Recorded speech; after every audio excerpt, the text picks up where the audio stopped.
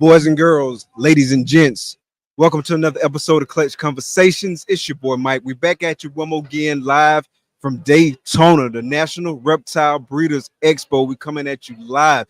Like we told you, man, we got this 5-show tour, and we're kicking it off with Daytona, the home show. We've been working through a little bit of technical difficulties this morning, but we're here now, man. So sorry about the delay. We got the homie Dale just walked up, so we're gonna get this interview started right out the gate. Make sure y'all use promo code HC20. The homie Charlie from Gray Rider Reptiles is running that special where you can get 20% off individual shed tests, but not off the bulk orders, just individual shed tests. But you can order one or you can order several, and you can get 20% off just that one order. So it's good for one order. Use promo code HC20. Hey, Dale, we good?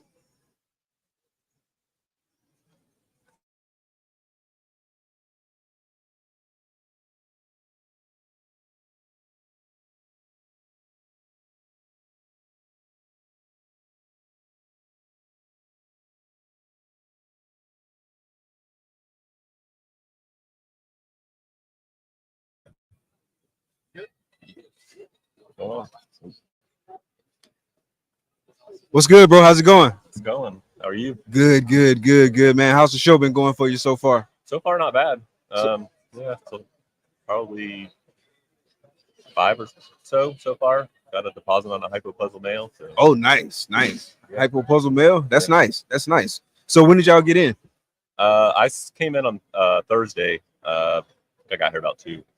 Got most of it set up, and then finished setting up Friday and pricing stuff. So. Okay. Yeah, man. I wish I could have got here early, like on Thursday. Right. In hindsight, that would have been a lot better. Right? Yeah, I set up every year on Thursday. I was shooting for noon, but I was too far behind. So.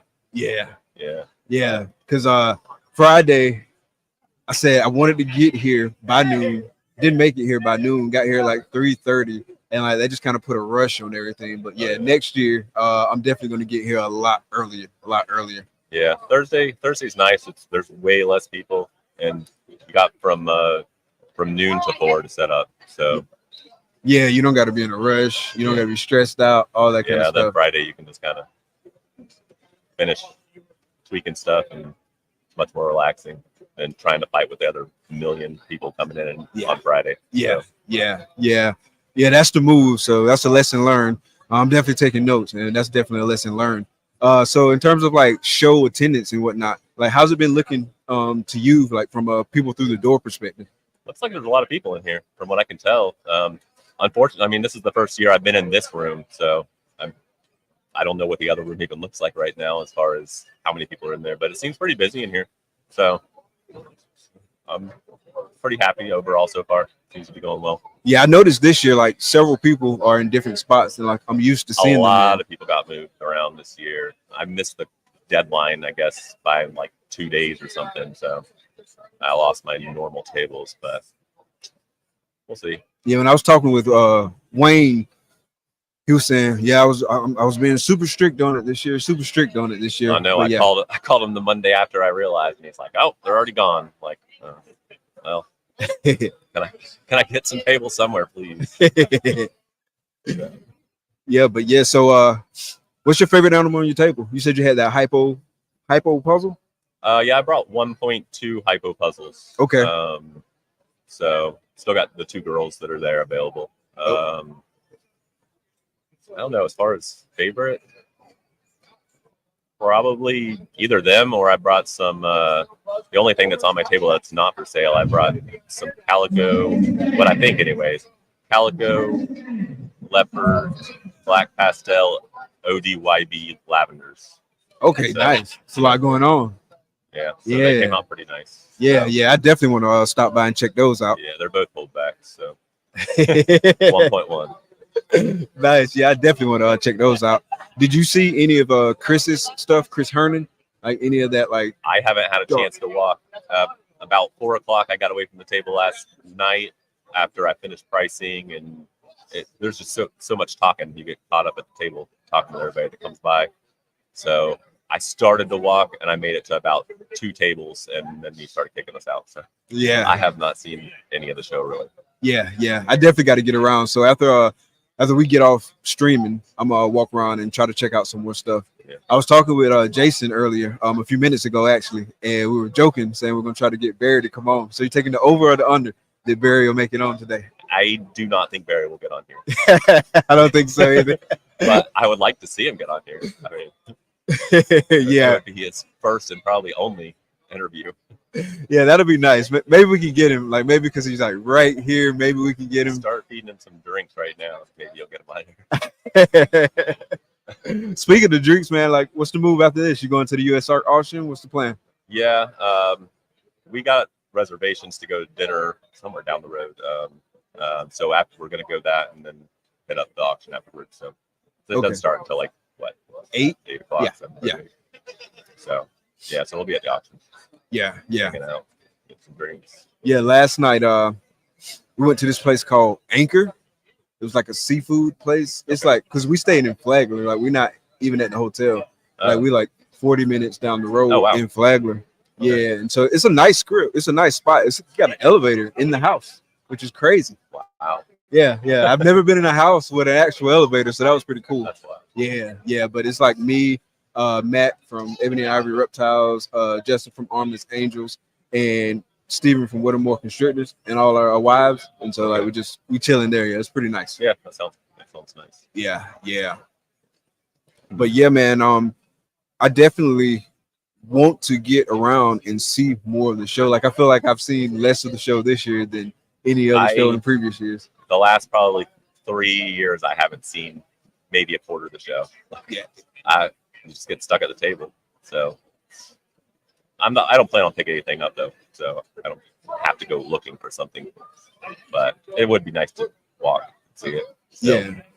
So I'd like to get over there and look at the plants really. But it was a whole different mindset. Like just even getting prepared to do this, compared to like what I'm used to thinking about. Yeah. Before going to like a show. Because usually it's just like, all you gotta think about is, do you got your room? Right. Do you got clean clothes? Let's go. Yeah, bring all the studio equipment and stuff. Yeah, it was so much more to think about, man. So yeah, kudos to you guys who always been in shows and stuff like that, because I got a newfound respect for it. I always had respect for it, but like now I even understand my respect even more, man. Yeah. So kudos to y'all.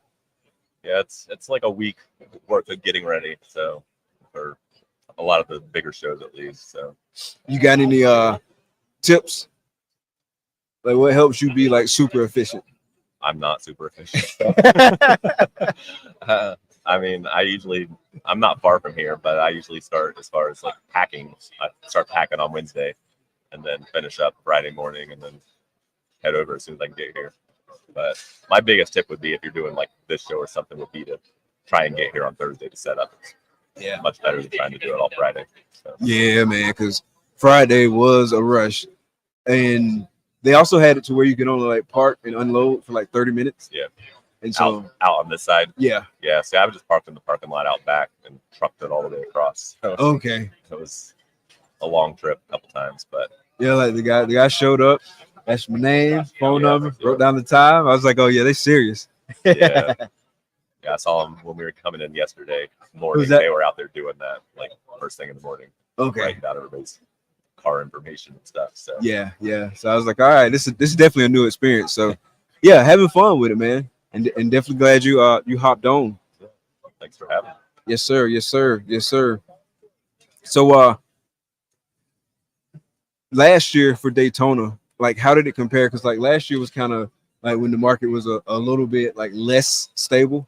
Yeah. So how did last year compare to you for like maybe previous years, and maybe not including COVID years, because we all know that was kind of crazy.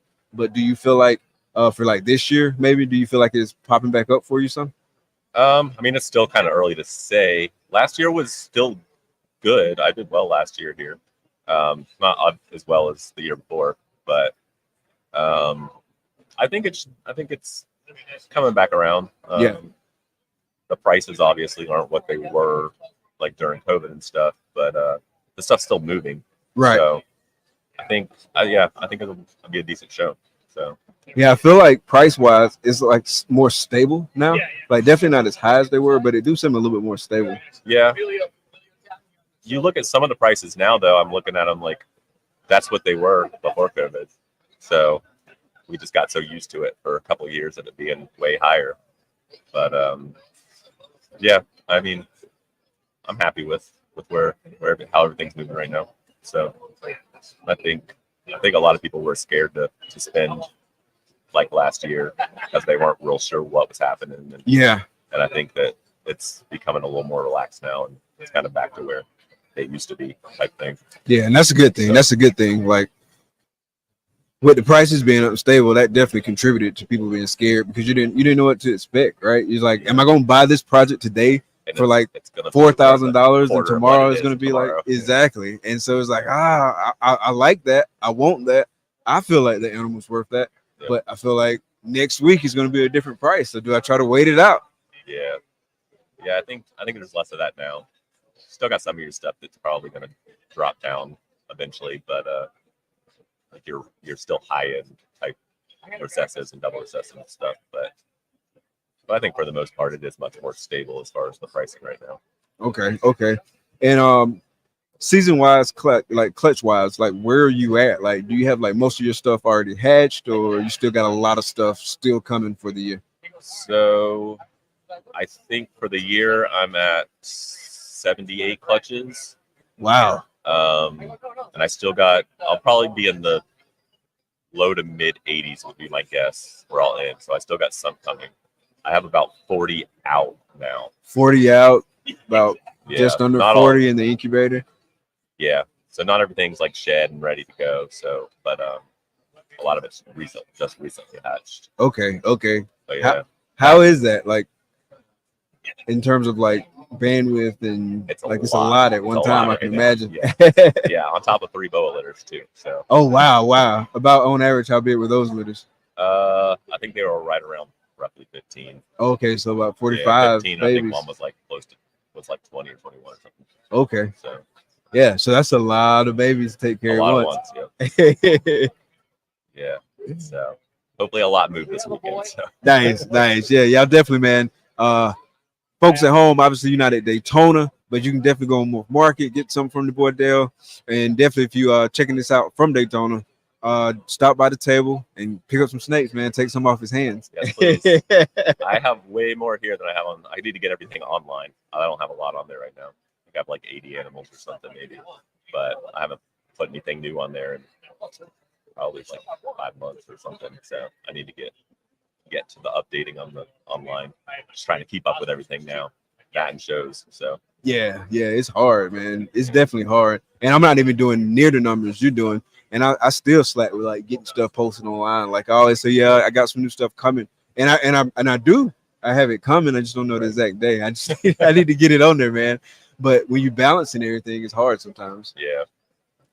But yeah, the good thing though, I mean, I think I got 8 2023 animals left to sell. Oh, that's not bad. Yeah, 2023/2024. Because like I had some, I still got maybe like 1 or 2 from a clutch that hit the ground late 23, but hatched in 24. Right. But 8 all together left to sell. Ain't bad at all. So still have a I need to post them. So. But I didn't have a lot either. So that's like, relatively speaking, I'm glad that's where I'm at. And then I'm just now having clutches coming. I got 2 in the incubator right now. Okay. One girl's probably laying because we're not there. So I'm sure I'll find it when we get back. Oh, you hate that? It's like you should have laid like 4, 5, 6 days ago, but I'm out of town now. You laid. Yeah. It always happens that way. Yeah, and she probably laid like yesterday too, like as soon as I left. So they're gonna be like inevitably like super hard nice stuck together. Hopefully she's wrapped around all of them. So yeah. But yeah, they're speaking of Barry, there he is. Good one. Like we might get him.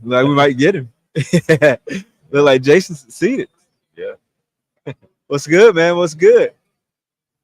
You gonna do an interview? Oh, Wow. nice. If you would have took the bet, man, you would have won. I know. Cool, man. Well, anything you want to tell folks before we wrap up? Not really. Stop by the table. Yeah, for sure. Stop by the table, man. And make sure y'all use promo code HC20. Charlie's giving 20% off of Shed Test today. So from 10 a.m. Today to 10 p.m. tomorrow night is 20% off individual Shed Test orders. That's good for one shed test, or that's good for several individual shed tests, but it does not apply to merch, and it does not apply to the bulk test shed orders. But you can order as many individual shed tests as you want. So definitely use promo code HC20. Take advantage of that 20% off, man. It's a hell of a deal. Big shout out to Charlie. Big shout out to all the sponsors. And we're gonna kick some sponsor videos here in a few minutes. But like I said, man, we got late, so we got started late, man. So we had to jump right into it. But speaking of sponsors, let's go on and shout the homie Charlie out real quick. Known for his innovative approach to genetic shed testing and top quality ball pythons, Grey Rider Reptiles also excels in exceptional customer service and responsiveness. With a quick turnaround time, Charlie ensures you get the service you want and need. Visit shedtesting.com to explore his offerings and experience the best in the business. Don't miss out. Head to shedtesting.com today and unlock the power of your breeding projects.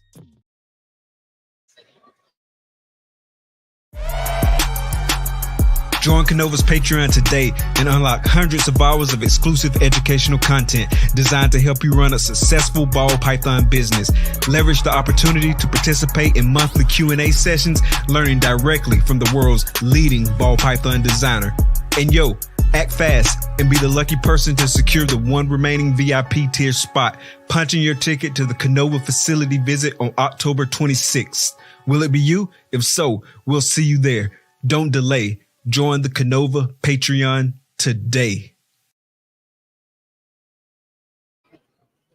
Yo, what's up? We sitting here with Jason from Kendrick Reptiles, and we got Barry Swope in the building. This your first podcast, right? It is. Yeah, man. Welcome to the show, man. Appreciate you coming, brother. Yeah, Appreciate it. Yeah, Jason and I was joking. It was like, we're gonna be able to get him. We're gonna be able to get him. So it's good to have you, man. So I did miss out. I should have went on the last one. That's all the Central Florida Breeders. So real quick, tell everybody who you are for those who might not know you. Well, for anyone who doesn't know me, I'm Barry Swope. I do a lot of hypo puzzle stuff. I'm a Chevrolet mechanic by trade for my job, so I have a really small collection. I don't have a lot of time to have a giant collection, but I just have my little niche and just roll out with it, Yeah. You got some of the craziest hypo puzzle stuff. Landy's been doing reptiles for his whole life. Yes, I have been doing it since I was about 12 years old. I'm 45 now. I met Jason back when he was like 16. Yep. So Okay. we've known each other a while. A long time. Nice. Yeah. I've seen like some of your stuff, and I've heard like lead tails. Yeah, everybody hears the name floating around. Yeah. And Bob started the elusive thing, But yeah, man. Yeah, you definitely got to get on some podcasts, man. And Yeah, just, I'm always like, I don't want to say the wrong thing, or, maybe I know too much. So how's the show going for y'all so far? I'm pretty decent. I'm having a decent show. It's you got to have the right things, I guess, that people want. Yeah. Oh, yeah, for sure. Yeah. Yeah, for me, not too bad. The show's going all right. It's picking up a little steam. But it's early, it's Saturday. So I think it'll be good. And we don't have a lot of animals out right now, so I think within a month or two, it'll be different. So.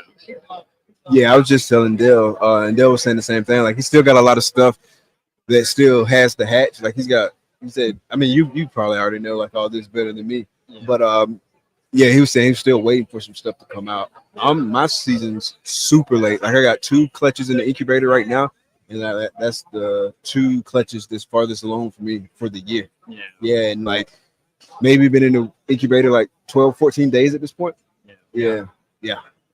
I've gone through like 12 clutches already, and it's Oh, wow. basically my whole season unless I have a second wave. Okay, okay. You know, so is so- that typical, like, kind of cadence I for you? usually do 20 or less. 20 or less? Yeah, and I usually will have like a second wave because Florida, we can breed year round. Yeah. So it helps. Yeah, and so all your stuff usually comes around about this time now? Like, This is actually early for me this year, Okay. which was good because if you look around the show, most everything's last year's animals. It's not a lot of new babies yet. Everybody's running late. yeah, I've been hearing a lot of people saying running late, running late, running late. I don't know what it is. Like, one person was saying maybe it's like climate change or something like that. I was like, I never thought about it like that. It could. I'm not be, saying you're wrong, but it could be something to do with the climate this year. Yeah. I'm not gonna blame climate change, but, you know, it's a hotter summer than normal. And Yeah. things like that. The winter wasn't that bad for us. We didn't even get a freeze in Florida. Yeah, winter wasn't bad at all.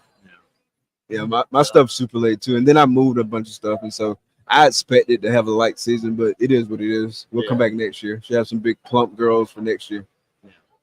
Yeah, we only, like, normally we'd have about 10 clutches out by now, like ready to go on the table. And we have none, but we have 10 clutches out at home, you know, luckily. But like I said, they just shed, you know, if they've even shed yet, you know. So but we'll have a lot of babies soon.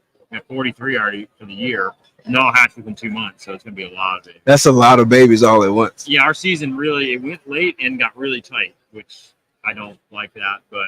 That's a lot of babies, but I'm gonna be in a similar boat too. Like, my stuff that does go, it'll be all at the same time. It seems like. Yeah. Oh yeah, we'll all, you know. I mean, it'll probably be about. I think we're a little over 300 eggs right now. So I mean, it's a lot of animals. That's a lot of animals. And we'll do probably at least 56 this year. You know, I'm possibly around 65. I know we're gonna do like at least 55, 56. Okay, is that normal? Like 55? We're normally last year we were 65. And the 65. year before that we were 7. Okay. But we sell a lot of adult females every year, probably about 40 of them, just to keep up with the replacements. So that kind of affects the season too. You get all these young girls, so then you start dropping that clutch down. So, yeah, but it'll pick up, you know. But you're getting all your bomb clutches now. Yeah. Oh, that's good. That's good. Right now, so. That's good. What you got coming out? Well, right now we just hatched out some stranger clown and hypo stuff. Oh, nice, nice. Corn dream and stuff. What else we got? We got some puzzle stuff that's pipping right now. We made some really nice acid Russo clown stuff. What puzzle stuff you got? Well, they're just pipping. So I don't know what's in there yet, but it was fire hypo het puzzle was female, and I bred a spot nose hypo puzzle too. Okay. So and then I did Odie yellowbelly hypo puzzle male to Enchi leopard hypo puzzle female. So that one's about 3 weeks from hatching. And then the next clutch was the Odie yellowbelly hypo puzzle to the super Odie Enchi yellowbelly hypo puzzle. That Odie yellow belly hypo puzzle, that was the one you showed me, right? Yes. That, well, I think maybe I showed you that one, maybe the super too. Okay. Okay. So, yeah. The super was a real fluorescent one. Yeah, that's the one I'm thinking of. It doesn't even make sense. Yeah, that's the one I'm thinking So for of. the record, the reason nobody has any of this stuff is because he bought them all last year. I was buying everything. So all the good puzzles are in his hands now. Yeah, everybody was always, giving me stuff about it or him stuff about it, and Timley, like, I can't get any puzzles from you. Jason bought some. Yeah. So I'm in a good position. So. Yeah, that's good. That's good. Hey, it's all about like who you know, man. Yeah. Oh, yeah. You gotta have good friends. Yeah, So, yeah. Oh, yeah, Take well, care of you. I did make him remodel my house, and I know that was somewhat unwilling. Yeah. I was fine in the beginning. The last bit of it was like, woo. Now the last 10% of any job I don't like, Yeah. Oh, Why is that? Why is the last 10%? It's just the finish work, when you're trying to fine tune everything, make everything look perfect. That's the hard part. So it's easy to start slapping stuff together and make some progress. Like it looks good at first, but I'm like really particular. So Okay, trying to gotcha. make caulk joints perfect, trying to touch up little things. So Oh yeah, he's the guy who comes through and he's like, man, I don't like that, and I'm like, I don't see what you're talking about. Like he's a very good perfectionist. Where I'm as the client, I'm like, I don't see a problem. No, I got to redo that. That's why I let him do that stuff at my house. yeah, I'll redo it 3 times. I'm like, I don't like it. Got it back out. Do it again. At least you're willing to redo the work, though. That's dope. Yeah. Well, it means a lot to me. My work is a reflection of myself. So Oh yeah, yeah. His own OCD. yeah. Oh yeah.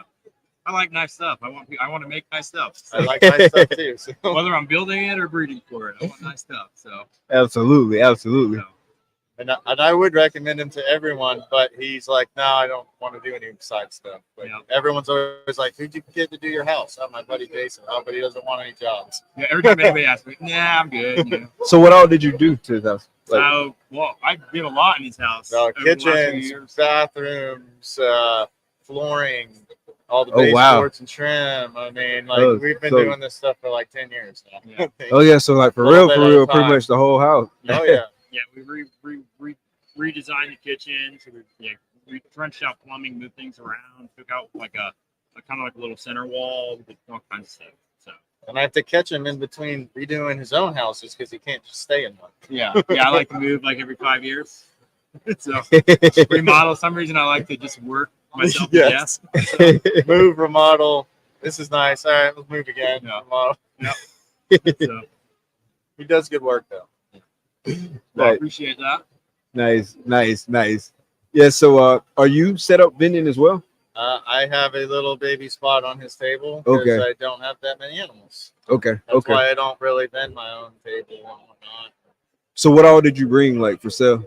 I just had a pair of hypo puzzles up there and some Odienchi fire puzzle stuff. The Tet hypo. I brought the puzzle pies that just hatched out, but they're in shed. But I just figured maybe somebody want to look at them in person. I don't have a whole lot out on the table anymore. Okay. I don't know that I've seen like the puzzle pies yet. Yeah, they're on my table. So the pattern, like how's it looking like in the saddles and stuff? I mean, so far I feel like it's gonna be like clown pied. It's a puzzle head with a pied body, but they do look brighter than just the pied version. Like I think the ones I just made are Inchy and Inchy hypo. Pied, Okay. but the coloring is different, so I think that it does help the color, but I don't know on the pattern yet. I gotta work with it longer. Yeah, it's good to have Inchy in there though, for sure. Oh yeah, because it was a leopard Inchy double het female, and I bred the hypo puzzle pie to it, but he's high white.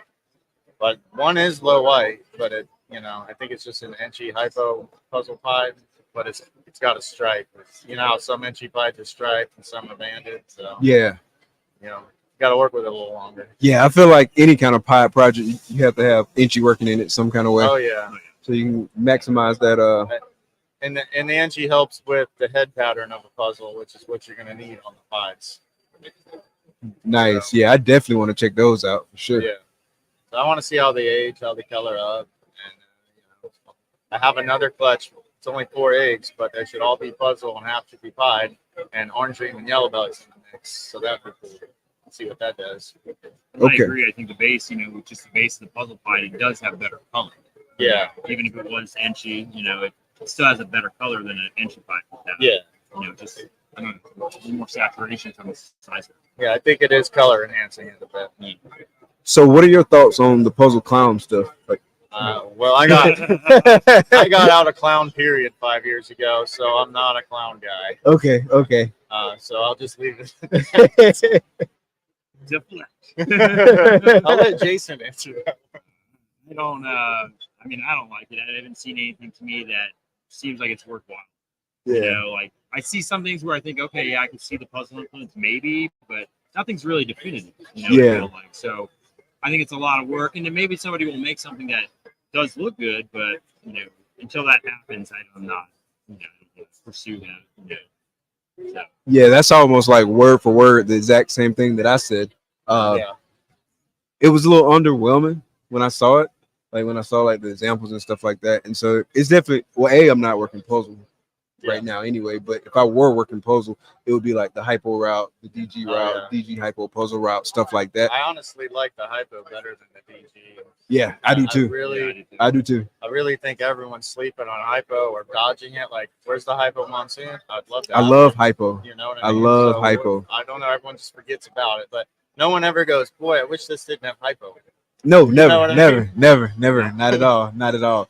But yeah, it was a little underwhelming. And like to your point, I was thinking the same thing. Maybe there's something out there that can like make it pop a little bit more and do something, and we just hadn't found the right thing. But I haven't seen it. But if I do get into puzzle, it won't be the clown puzzle route. It'll be with those other two, particularly hypo. Yeah, we're we're actually pushing into the ultra puzzle project together. We got into some hypo ultra head stuff, and I have a few ultra puzzle things. So I think I actually did a little project with Winston, so I think we might have some visuals this year. But Oh, nice, nice.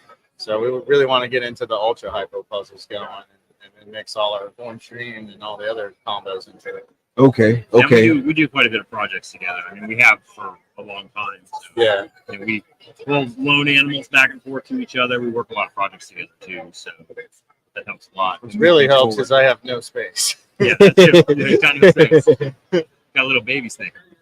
So, But Jason even built that little Yeah. baby garage snake room, like 100 square feet. I tried making it bigger, but we couldn't do it. We didn't have the space. Well, my wife We said did. the car had to fit in the garage, so we had to work around that. It was Okay. very limited. Yeah, I mean, if you stick to that space, like you have no choice but like sticking to like the small size. That you Oh want. yeah, yeah, just have to make a lot of hard cuts. So Yeah. it usually benefits on some adult females and things like that I got to cut out. yeah, Well, that's what makes it more impressive. The room is so small, but the quality coming out of the room is great. You know, Yeah, I mean, it's that like- just shows. I mean, you could be really specific and make really nice stuff. You don't have to have 200-300 animals. You know, No, you can have a smaller collection, and you can really, you know, be in a good position. So, I do a small amount of high end instead of a quantity amount, you know.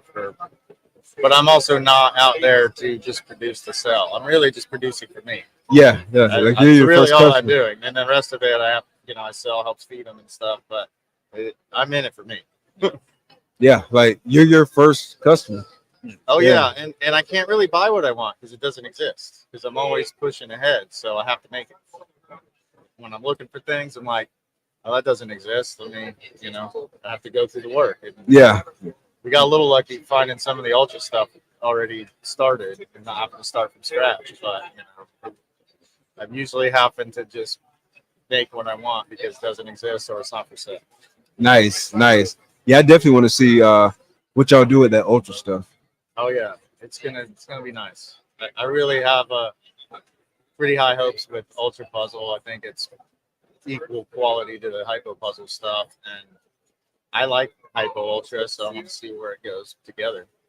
Yeah, like Ultra Male Clown is like one that I like a lot. Oh yeah, What else? Ultra Male in my work. I got a little bit of Ultra Male Pod, not much Ultra Male Pod stuff. That I'm working. What else? I'm kind of on the fence about like Hypo and DG in Ultra Male. What are your thoughts on that? I don't know about DG Ultra. I'm not sure if that together is really cool, but I am trying to work Hypo DG still. I do like Hypo DG a lot. When they're born, they're hard to tell. You got to get a few sheds out of them, and then you really see it. But man, it's adult stuff. Some of the Hypo DGs we've had have been really nice. yeah, Especially I don't with really like them as chocolate. babies, but when you see the adults, like okay, Okay. the adults they're much nicer. So, Well, that's good to know because I mean they're gonna be adults much longer than they're gonna be babies oh, anyway. yeah, for sure. Oh yeah. Yeah. And it would help to display an adult for selling it because so many other adults brown out. Exactly. So, and even some puzzles will brown out kind of like clowns as they get older. But I mean, some of my hypos are still retaining, and I'm sure the DG puzzles are going to retain their look. It's gonna be nice. Yeah, yeah. I like those snakes where even though they're big, you pull up in the tub and it Yeah. still like looks super cool and you're just like, wow, yeah, I love this. I love this snake. That Super OD Inchy Yellow Belly puzzle hypo, that thing that he got from me, it literally, even when he takes pictures and he's like, I can't put that one up, it looks fake. I'm like, that's because it looks fake in real life. You It open does. the tub, it is fluorescent. It's ridiculous. Yeah, it's crazy. Like I was floored when I saw It's the that. one snake I regret getting rid of, but I went to a great guy. It's kind of like it's both of y'all. Y'all so close. Is it? Have you posted it yet? Like, Oh yeah. Yeah, I posted Couple it, times. Yeah, I posted it earlier when it was breeding, then I posted it on X. Like about 2 weeks ago, maybe. So Okay, And it honestly looks better today than it did when it hatched. that's a good thing. Yeah. yeah, That's the a way, good yeah, it just got more vibrant. Oh yeah. We said it's just so weird how it aged and how nice it is. And I think it just keeps improving.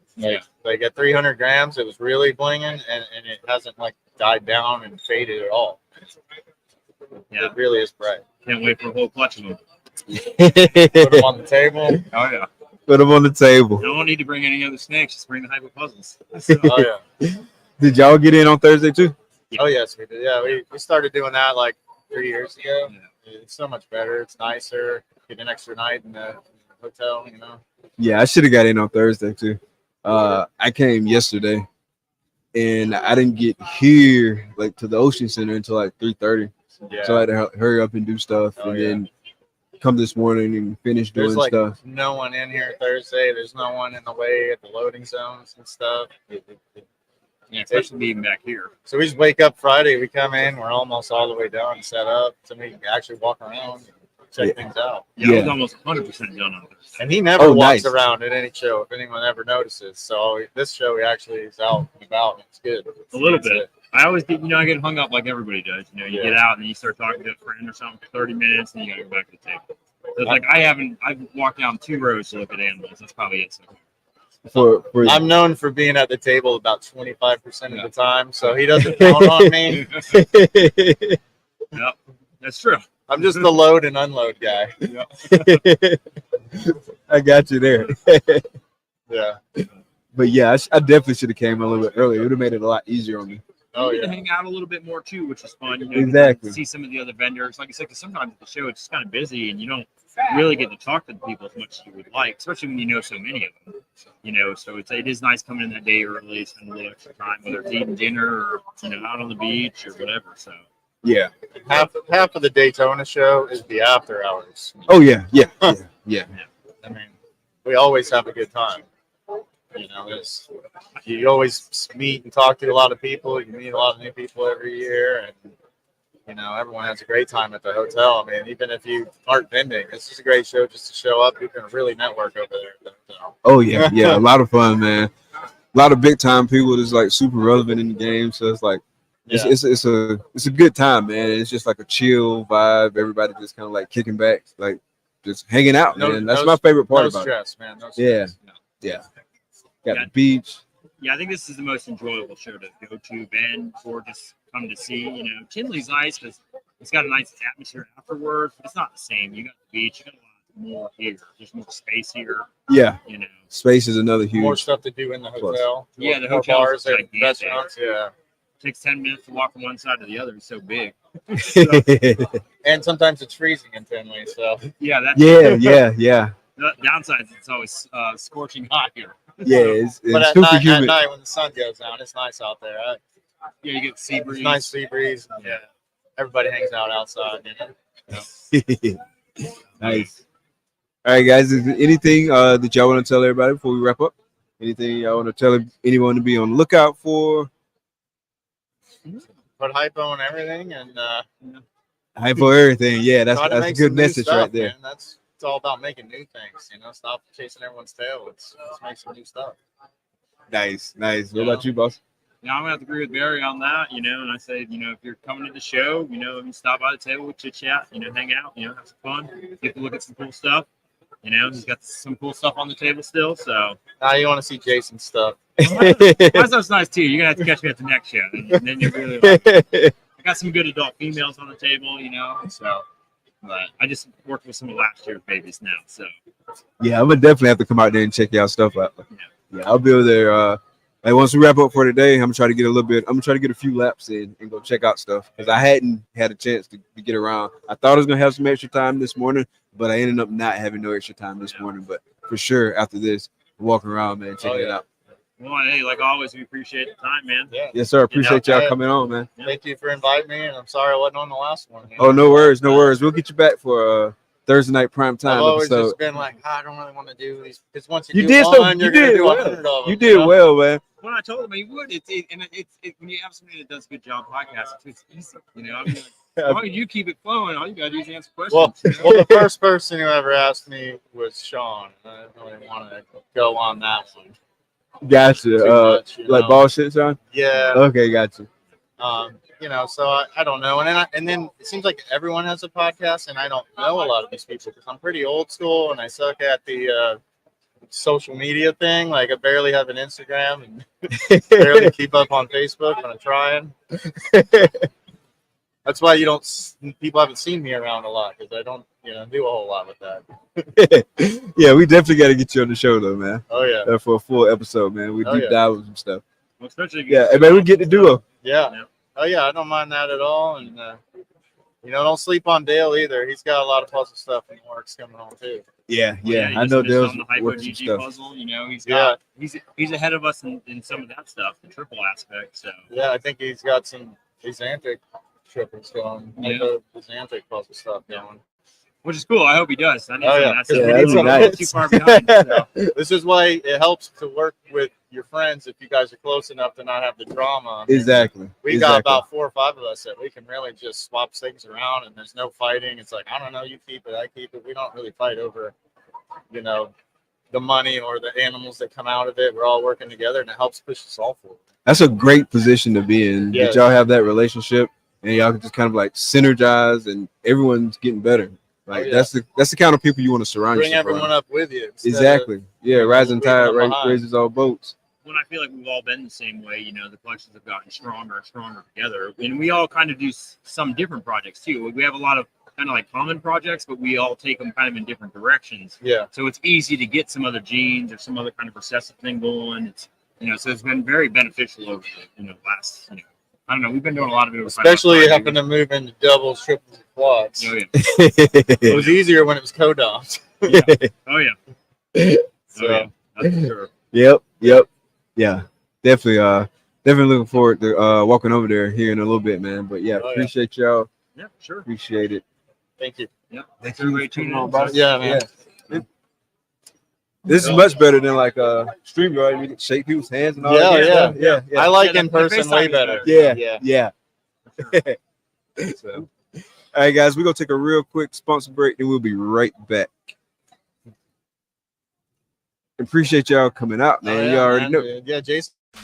Known for his innovative approach to genetic shed testing and top quality ball pythons, Grey Rider Reptiles also excels in exceptional customer service and responsiveness.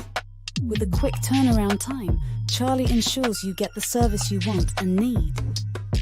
Visit shedtesting.com to explore his offerings and experience the best in the business. Don't miss out. Head to shedtesting.com today and unlock the power of your breeding projects.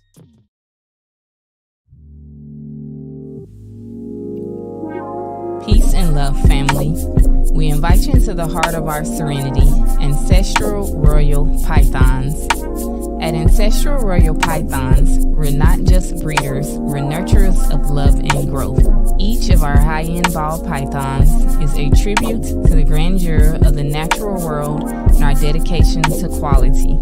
Reach out today and bring one of our creations into your home. This is Ancestral Royal Pythons. Your journey begins here. Here's to the exciting world of Ebony and Ivory reptiles. From unforgettable parties and events to keeping and hatching some of the dopest reptiles in the reptile hobby, we're all about education, quality, integrity, and respect. Hit us up and see how we can help make your next project a reality. Experience Ebony and Ivory reptiles, where fascination meets fun. Ebony and Ivory reptiles.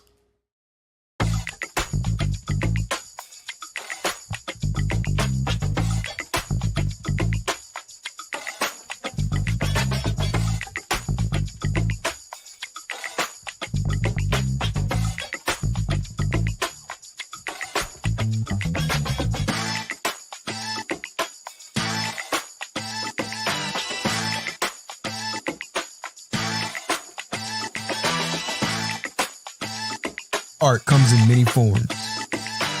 At Armless Angels, it comes to life.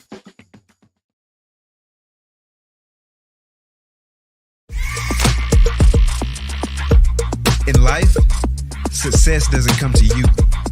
You go to it. In this game, forward thinking is the key to innovation and staying relevant. Plan your work and work your plan. Lose yourself in the art. Lose yourself with wetter morphs.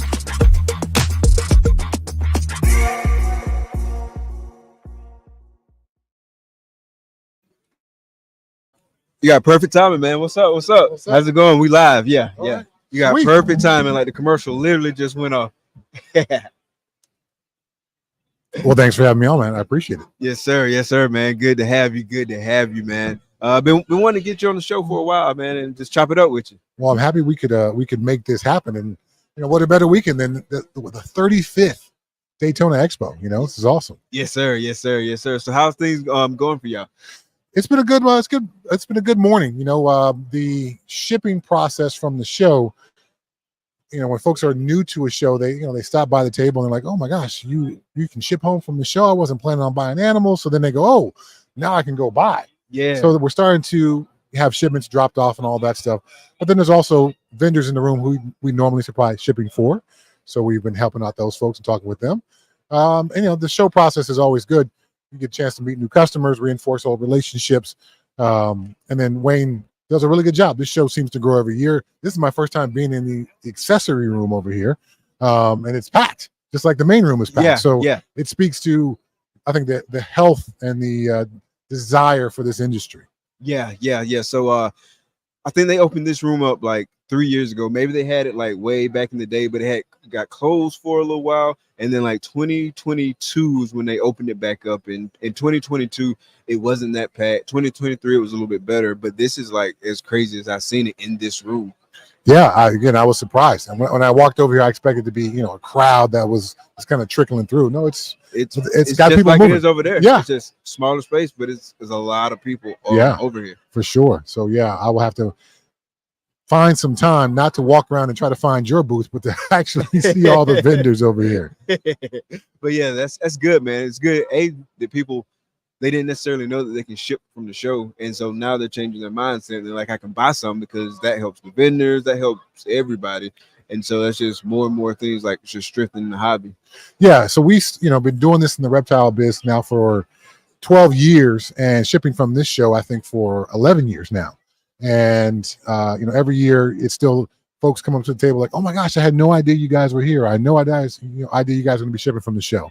But for the most part, when we do a reptile show, people expect us to be there at the bigger shows, and so they come with that mindset. I'm going to buy stuff. I'm going to go to the Ship Your Reptile stable and be able to ship all my animals home. We're doing a similar thing in the aquatics space. Okay. And that's, now we're a couple of years into that process where we're trying to educate the vendors. Hey, tell customers, from out of states, no problem. You can buy your clownfish or you can buy your piece of coral, and Ship Your Aquatics will be there to ship that home for you. Oh, nice. Yeah, I didn't know y'all was doing it in that space too. So that's pretty. Yeah, we've been doing aquatic shipping for quite a while, but the show shipping is a little bit new for us. Only the last couple of years we started doing shipping home from the aquatic shows. We were just at Aquashella in Schaumburg, Illinois, and I think we did about 10 shipments home from that show. So not a massive volume, but slowly chipping away at getting that same understanding that folks have in the reptile space, that if it's a big show, Ship Your Reptiles is going to be there. I can fly in from out of state and buy what I need, and they'll take care of it and ship it home for us. Okay. In terms of like difficulty level, right? So shipping a reptile, I mean, the first few times I did it, like I was a little bit nervous. Right. I think I watched your video probably like 30 times. Uh-huh. It was the one you did with Justin like right. a while back. And so I watched it. I was like, did I do what he said? Did I do what he said? And so like you get used to it. But what about with the aquatics? Like, is it a little bit more difficult to ship the aquatics? Like, because they got to be in like the water and stuff like that. So is there anything like? Yeah, the aquatics is definitely a trickier shipment to pull off. Now, depending on what it is, that changes it considerably. For the most part, outside of, frogs can be very heat sensitive in the reptile space. So we want to make sure we ship with cool packs. There's some certain geckos and chameleons like it cooler, but for the most part, reptiles are incredibly hardy shippers. Ball pythons, particularly pythons, corn snakes, bearded dragons, it's hard to screw that up. Within the aquatic space, once we seal up that bag, the clock starts. And so whether we're talking a really large koi, or we're talking clownfish or guppies, or a piece of coral, they're all slightly different with their requirements. The fish obviously consume oxygen in the water, and they consume oxygen at a much higher level than a piece of coral would. So corals are far hardier shippers than fish. So making sure that there's absolutely no delays. And then if it's your first time doing an aquatic shipment, I recommend going to your local fish store and having them do the bagging part. Okay. The boxing, you can do. Once the bag is all sealed up and everything else, you can put that in there and put your heat pack or your cold pack or whatever the case may be. But the bagging itself, we don't want that bag to leak. We want that bag to be properly tied up. We want the proper ratio of water to oxygen in that bag. Gotcha. It's roughly 50-50 for most fish.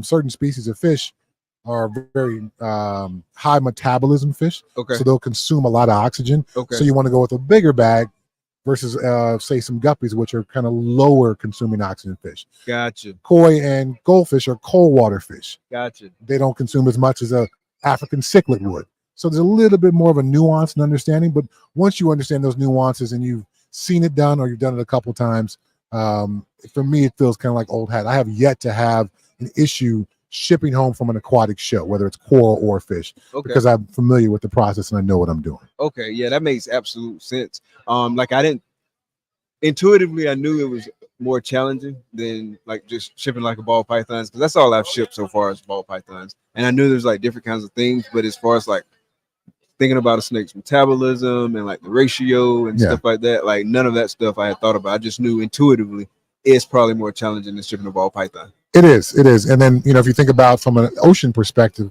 the ocean never gets to 90 degrees. It's going to be somewhere between 72 and 78 degrees. So cold packs are much more frequently used in aquatic shipping than they ever are in reptile shipping. So just small little things like that. We've got tips and things on our website. My staff is trained up to assist with this.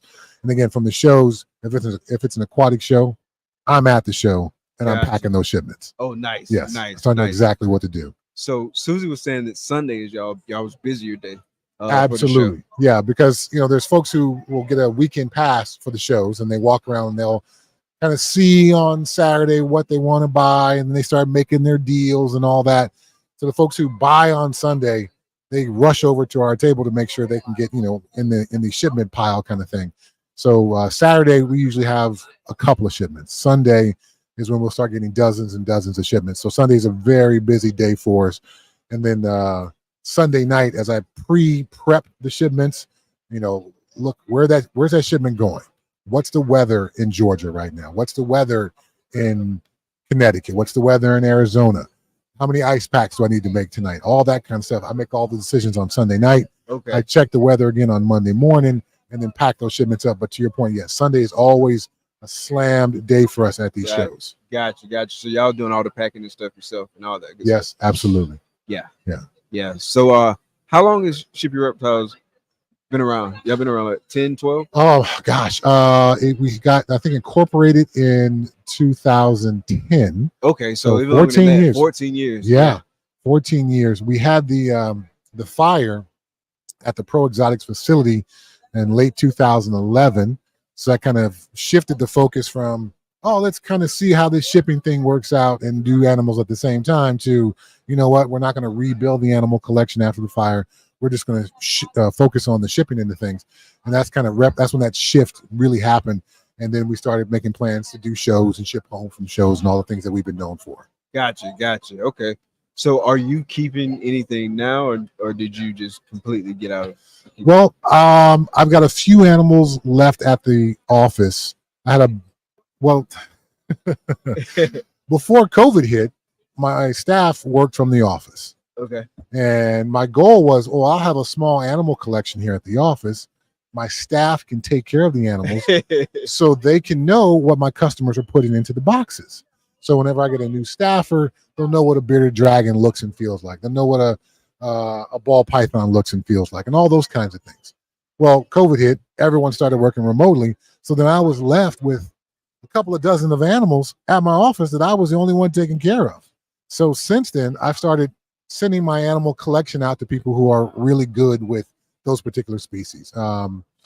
Palomahera scrub pythons was a scrub python that I helped discover on a trip to Indonesia. Okay. So Stephen Cush, who's been doing really good work with scrub pythons, he's got my Palomahera scrubs. Okay. I'm working with some green tree pythons. I just shipped those out a couple of weeks ago to a friend of mine. So slowly but surely, my collection has been leaving. About 7 years ago, I found somebody who had some of my original bloodline of rhino rat snakes that I was doing 20 plus years ago. He still had my same bloodlines. I got some from him. and I just sent those out last year to a friend who's having some success with those. So my original rhino rat snake bloodline, plus we bought the only blue male in the country, so we're trying to produce blue male rat snakes, but they're no longer in my personal collection. They're farmed out. So slowly but surely sending out the animals so I can really focus in on the shipping end of things and not have to go, oh crap, I got to go feed right now. I got to do all this other stuff. So there's a small collection. I got one ball python left at the office. Okay. I got some baby rhino rat snakes. I've got one bearded dragon, and then I own Fernando, who's the world's oldest and world's largest beaded lizard. Okay. So Fernando was caught in the How wild old is it? in 1969 as a young adult. So, how long does it take a beaded lizard to become a young adult in the wild? Is that 4? Is that 5 years? So I was born in 1970. I'm 54. Okay. So Fernando's probably 60 years at least, or not even older than 60 years old. So every day that he lives, he sets a new longevity record. And again, because he's the world's oldest, he's also the world's largest beaded lizard. Okay. That's nice. That's nice. I didn't know that. So what's the normal age range they get to? I think we don't know. Obviously, if you've got a breeding collection, females typically, they're going to run into some kind of reproductive troubles that could probably, shorten their lifespan. Folks breeding beaded lizards, it hasn't been going on for 50 years. So, I would imagine there's beaded lizards that are 20 years old in captivity. So I don't know. Again, I think he just sets a new record every day that he lives, and he shows no signs of slowing down. He is big and strong and powerful. Nice. Shout out to Fernando. Yes. So going back to the shipping, yeah. Right? So like I've been seeing a lot of stuff kind of floating around about like FedEx and FedEx closures and stuff like that. So do you have any updates for the listeners on kind of like the status of all that, kind of what Ship Your Reptiles is doing, and kind of anything that people need to have it on top of their mind and be kind of thinking about? Well, yeah. So FedEx is closing down a lot of their locations, their hubs. So it's more important now than ever to contact us to find the right facility to drop your animals off at. Not every FedEx office is going to accept your animals. Most FedEx offices aren't. Most FedEx offices are independently owned. So it's up to that owner whether they want to accept animals in their facility. Most folks don't want to be responsible for that. So typically when we think of FedEx and dropping off animals, we're looking for FedEx dangerous goods locations. So when you go to the FedEx site and you look at locations, there's a filter you can drop down, and you'll select that dangerous goods filter, and then it'll pop up all those. They've gotten rid of a number of these hubs. So folks are having to kind of scramble or drive. Instead of 10 minutes, now they got to go 30 minutes down the road to a larger facility. It's a headache. It's a bit of an issue, and it's a bit of a change. So FedEx is always looking for ways to cut their costs, as most businesses are. So this is one of their cost-cutting measures, which affects us directly. Right. So we're trying to inform our customers about these changes and these facility closures. Again, to get the most updated information, you got to contact us. FedEx hasn't even done a good job of updating their site. So there are some folks who have aware of these closures. Go to the FedEx site, search for dangerous goods facilities, show up to the facility, and it's closed. So we're trying to get FedEx to, hey, if you're going to close a facility, you might want to update your site at the same time. As a insurance, I suppose, in some ways, to some of the things that FedEx is going through, we recently got with UPS. And FedEx has been a great home for the reptile industry for almost 15 years now with shipping. But with all the changes, we got to ensure that there's other possibilities out there. So it took me 5 years to get UPS to approve the third-party snake model.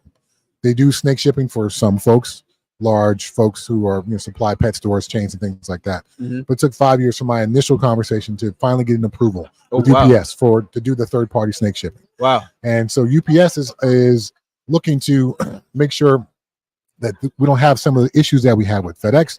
So at this point, every UPS location is approved to ship or pick up snakes from.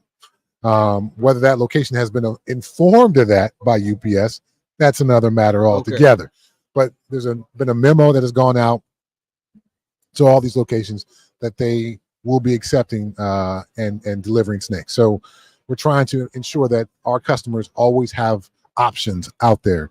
And so UPS is really embracing what we want to do. Not that FedEx hasn't, but there's certainly some internal changes within FedEx that haven't been necessarily kind to the reptile industry. Gotcha. Gotcha. Okay. So that's good to know. Yeah, because like I said, I have been hearing like all kinds of stuff about it, and I assumed that it had to be like a cost saving measure or something like that. I know the one that was close to me, but this was a few years ago, but the one that was close to me, they shut that one down. And so like it went like, I don't know, maybe 5 miles or so out. And so it was a little bit more of a drive, but Yeah. now where I'm at now is actually closer. And so it works. And so I hope that one stays. But we'll see. We'll see. Yeah, they're continuing to find ways to cut their own cost and provide, unfortunately, less service to us as the customer. And then every year, both FedEx and UPS at the beginning of the year, they raise their rate somewhere between 4 and 7%. So our costs continue to go up. I've got to find a way to save my customers as much money as I possibly can. And I feel sorry for folks in the reptile industry who are selling inexpensive leopard geckos or inexpensive corn snakes. It's hard to sell a $40 animal if it costs $60 or $70 to receive it. So unfortunately, it costs what it costs to ship. And I try to provide as much discount as I possibly can, but it makes life more difficult for folks who are at the lower end of the market. Yeah, absolutely. You're buying a $5,000 albino water monitor, $75 to ship. It's not going to be a big deal. Right. You're buying a $35 corn snake. It's going to cost me twice as much to get the snake as it is to buy it. So exactly, that's a very difficult proposition. Exactly. Yeah, for sure. For those animals that are priced lower, sometimes like people who see those and then see the shipping, sometimes they kind of like back out. It's like, oh yeah, I don't want to do that. And so it's hard, but you can't expect the person selling it to eat the cost of the shipping because well, there's a couple ways you can kind of even it out. So there's some vendors, some of my customers who provide a flat rate shipping for their customers. That's what I've been doing. So so that means on some shipments I make pretty good money because it's a close local shipment. It's only 1 or 2 zones away. And then when it's got to go all the way up to Maine or Seattle, I'm going to lose a little bit of money. But over the course of all my shipping, I'm going to come out pretty even between close states and far states and all that. So that's one way to kind of simplify it for your customer. Not everybody's willing to do that. Some people just want to charge the customer directly what it costs them to ship. And that's certainly, your prerogative as a business model. But then you can't have shipping costs displayed on your site because you don't know until you know the size of the box and how far it's traveling. Exactly.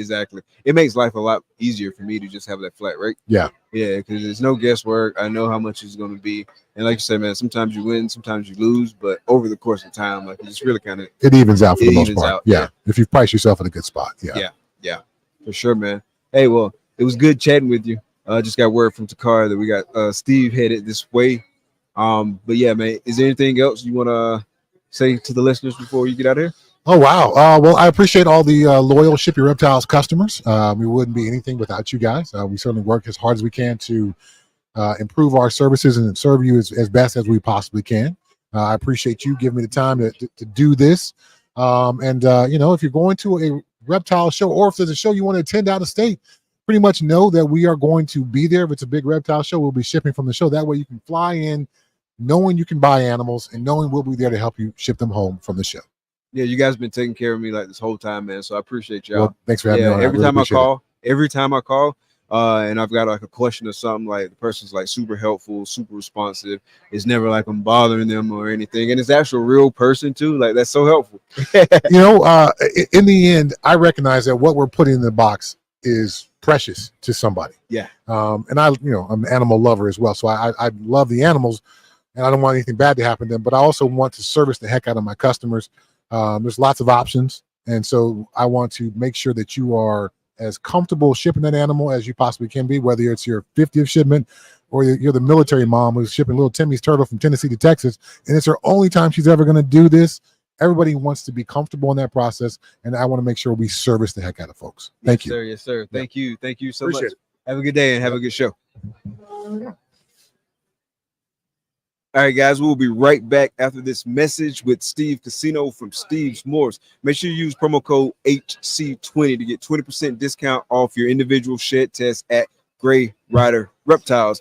We'll be right back in a few minutes. Known for his innovative approach to genetic shed testing and top quality ball pythons, Grey Rider Reptiles also excels in exceptional customer service and responsiveness. With a quick turnaround time, Charlie ensures you get the service you want and need. Visit shedtesting.com to explore his offerings and experience the best in the business. Don't miss out. Head to shedtesting.com today and unlock the power of your breeding projects.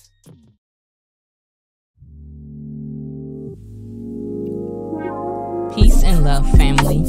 We invite you into the heart of our serenity, Ancestral Royal Pythons. At Ancestral Royal Pythons, we're not just breeders, we're nurturers of love and growth.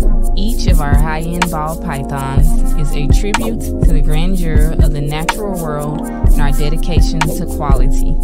Reach out today and bring one of our creations into your home. This is Ancestral Royal Pythons. Your journey begins here. Here's to the exciting world of Ebony and Ivory reptiles. From unforgettable parties and events to keeping and hatching some of the dopest reptiles in the reptile hobby, we're all about education, quality, integrity, and respect.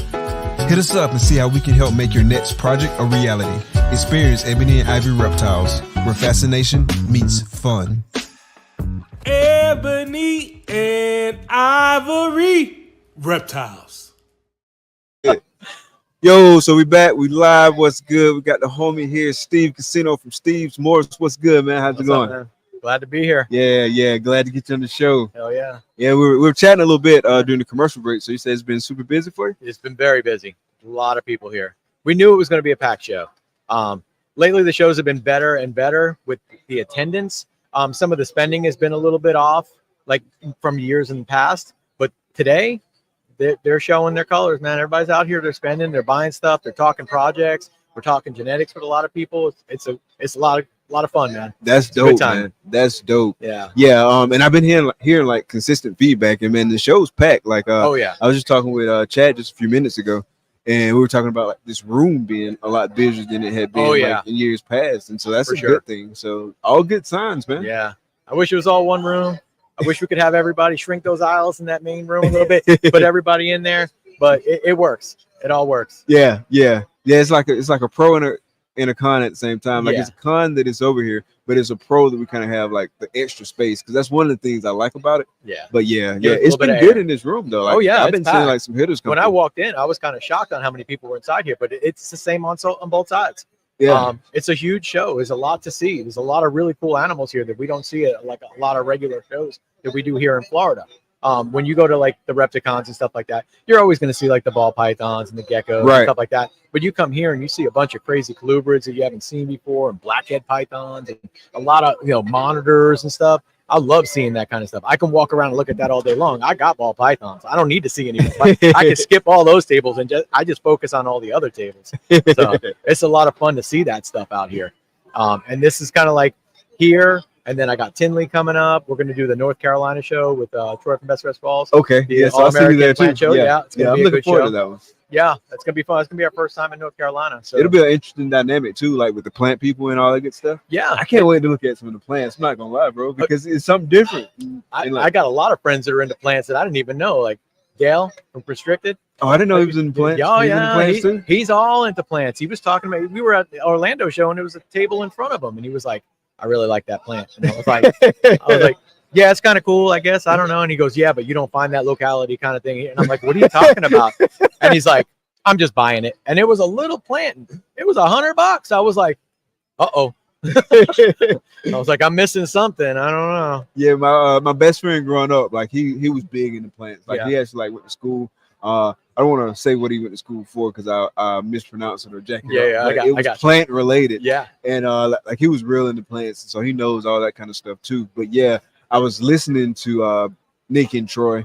I just talk about like the different vendors and stuff that they're gonna have at the show and kind of like the dynamics between the plant breeders or whatever. Yep. And so yeah, it was pretty cool to listen to. So I will like to see some of that stuff. And plus, we get to go to Charlotte, man. Charlotte's one of my favorite cities. Is it? Okay. Yeah. I've never been to Charlotte. Oh, you haven't? No, but this is gonna be the first time vending in North Carolina too. So okay, people have been asking me for a few years to come out there, and the Raleigh shows and stuff like that. But I just never get out there. And this was a nice opportunity to get out. We're actually going to be on a cruise. Me, Dale, Justin Weinrich from Morph Jungle, a bunch of us are going on a cruise. We get back a day before we have to drive out. Oh wow! So we get off that morning and we go home and pack, and then we run out to the show. Oh so wow! cool. Yeah, like I don't envy y'all having to hustle like that. Like I do envy y'all going on the cruise. That's gonna be super dope. After the vacation, though, we should be well rested. Yeah, and then ready to run.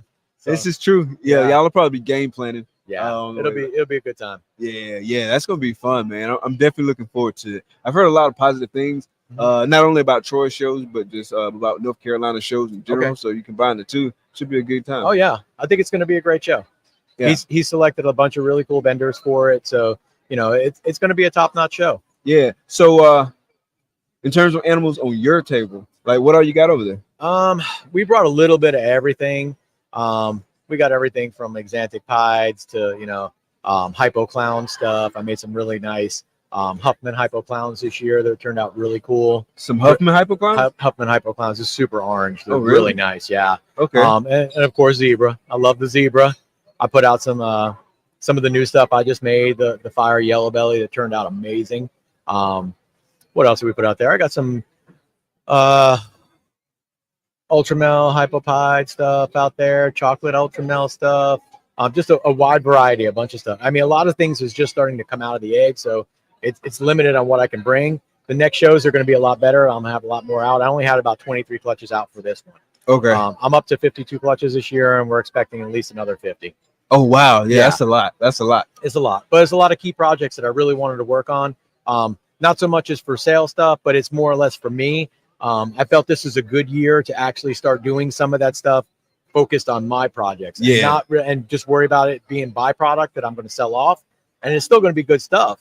Yeah. But I just need that stuff for me. I mean, there's a lot of triples that I really want to work on. I'm not really into the quads yet. I kind of want to master the triples before I get to the quads. Yeah. It wouldn't be bad to have some hits, but for now, I still have a lot of doubles I want to make too.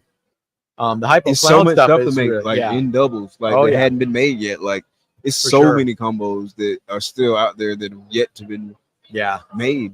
Yeah, I got 2 clutches in the incubator right now for DG zebras. So nice. My fingers are crossed for that one. Nice. And Ultramel zebras too. So in terms of like the folks kind of visiting your table and asking about animals, like have you noticed like any particular projects being asked for more than others? Puzzle paint. Puzzle paint's a big one. There's a lot of interest in the zebra too. I actually sold 2 of them today. So nice. That was nice. Congrats on that. Yeah, thanks, man. But a lot of people that are really helming in on that puzzle and paint stuff. I think it's going to be hot projects. Jason Kittinger, Barry Swoop, and all those guys. I mean, they're ahead of the game on that stuff. Oh yeah. Brock Wagner's really hitting it hard with Winston. So it's going to be a lot of really cool stuff. Josh Yackey's another one too. He's doing the Ultramel puzzle stuff too. He's doing a lot of that. So I mean, I'm glad that there's a bunch of people that are actually focusing on that project to really show the potential of what it can do. When you only have 1 or 2 people doing it, you're like, oh, it's just like one person doing it. But when you have a few that are really concentrating on different aspects of it and adding different things, it works out real well. Exactly. Yeah. Jason and Barry were here like maybe great guys a couple spots ago, and like they were talking about like some of the puzzle stuff, and, like, some of the ways he was taking it, and like having different people working it, having like a different mindset for it. And then like this guy's working it this way, this guy's working it that way. And so just kind of hitting it from all angles, you know what I'm saying? And then you guys can kind of come back and collab on something and like just make cooler and cooler stuff. Yeah. It's super exciting. Puzzle is one, like I'm in 5 recessives really. I guess I do have something that's hitting something, but technically speaking, I'm in 5 recessives. And I said I was gonna chill on like getting into more recessives, but I always caveat that and say if there's any recessive that I'll get into, it'll be puzzle. Puzzle's got a lot of potential. It's been around for a long time, and it never really got worked like it should. I think it just didn't get the recognition that it deserved. Same thing with paint. You could have bought a paint 5 years ago for $200. A visual paint. Now they're $2,000. But it's a really nice gene to work with. It does a lot. It brings a lot to the table. The paint clowns are amazing. Yeah, they are. Everybody's asking me what I feel about the clown puzzle, and I'm like, it doesn't bother me that it doesn't work great. Honestly, I think puzzle should stand alone like everything else. Everything, since it can stand alone and you don't have to pile it with clown or this other thing or pied, those are good. Those are standalone genes. Let puzzle be the next standalone gene. Why do we have to do so much more to it? Let's change the color. Let's add hypo to it. Let's make ultramels. You know, there's a lot to do with that without clown. I mean, when I think we're done with clown, I see Justin popping out 10 new combos that we've never even thought about making. And I was like, there's already been thousands and thousands of combos made, and there's still more to be made. Yeah, yeah. It's still more cool and still. It's cool. Yeah. I think we skip a lot too. I think a lot of people are trying to get to the triples and the quads and all that stuff. So we miss so much stuff in between because we're so trying to get to that next level. Exactly. There's a lot of basic combos that look amazing. Let's make those. Let's not skip over them and then get to that point, you know, and then add the hypos and the desert ghosts and all that other stuff to it. But, exactly. But I think there's a lot of base morphs that we can use to make things look so much better that a lot of people are overlooking. Yeah, I feel like in a few years, or maybe not even that long, like maybe 2, 3, whatever. I feel like people are going to be doubling back. I feel like people are going to be doubling back to like try to work some of those genes in, because like everyone's being like so anxious to get to the double, get to the triple and stuff like that. But it's so many like cool combos yet to be made that haven't been made yet, and so people are going to kind of be circling back. So look at red stripe clowns. And until Justin made the red stripe clown, nobody cared about red stripe. As soon as he made that, every red stripe on Morph Market was gone, sold instantly, gone. There's a lot of cool genes out there that people are just not even looking at anymore. Yeah, you know. Yeah. You mentioned Huffman. Huffman's an old That's why I was like, Huffman? I was in it. I was out of it. I was in it. I was out. I'm back in now, and I really like it. I like what it does. It's got a really nice color contrast to it. It's really orange looking. It's similar to a black pastel, but it's got a different color tone to it. Okay. So it looks neat. Is it a male or a female that you have over there? I just sold the female. Oh, okay. So I got the male. You got the male? Yeah, I got the male. Yeah, I definitely want to check that out and see what that looks like. It's definitely cool looking. It's got a really cool head stamp on it, and it's kind of orange. It's a different tone. I definitely want to come see what that looks like. One of the reasons I'm so interested in it is because of a pairing that I hope goes well for me this year, but it's a chocolate spot nose vanilla clown het hypo to a chocolate leopard Huffman double het hypo clown. Awesome. And so I want to see what like some of that Huffman stuff looks like, and so that's why I want to lay eyes on it too. Huffman and Blackhead go amazing. Oh, really? They do really, really well. I've made a bunch of those throughout the years. Jeremy Bod's gotten a couple from me. I've sold a bunch of them. The combination, it's kind of like I made hypo versions. I'll have to show you pictures of them. I can't really explain the way it looks, but it's super nice. And now Jeremy's putting it into other projects to make more stuff. Like, because it's got the hypo in it, so now he's putting it into like the clown stuff and the pies, just trying to make new variations of it. Huffman actually works very well with pied. It actually turns it a copper color, and it gets better as it ages. Okay. So that's another cool thing about it. And that was like when I got out of Huffman, when I got back into it, I bought a Huffman pied because I couldn't even fathom like the color on it. I was like, oh my god.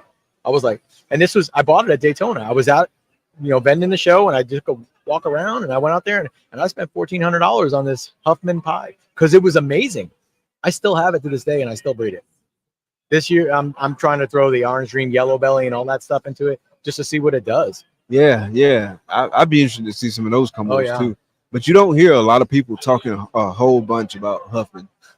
But it's pretty cool. It's kind of funny because Chris Eaton's funny. He used to talk about the two white trash genes in there were Huffman and hypo, and now the hypo is making a huge comeback. Yeah, hypo is elite. Oh, it's amazing. Elite.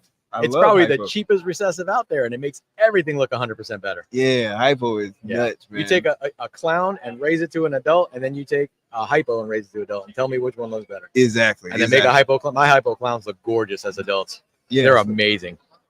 I got a spot nose hypo clown. There you go. And she is just like I love opening her tub. Like it's just one of those ones you're like, man, I am so glad I have this animal in my collection. Hypos, it's one of those genes I think is a must nowadays. I think it's opening up a lot of people's eyes. A lot of people did the double recessives and they're putting the third one in, and they're starting to put the hypo into it. Yeah, The hypo works. it makes it so much better. I don't understand why we don't see a bunch of true ghosts. True ghosts are amazing. I wish we saw more Exantic hypo stuff. I think in the next couple of years we're going to see a lot of that. Yeah, it's definitely a resurgence of hypo. For Yeah. sure. I'm working on the True Ghost Desert Ghost. Okay, So, okay, super chocolate. Yeah, We'll see if we can do I'm that. trying to picture that in my head. It was pretty cool. Yeah.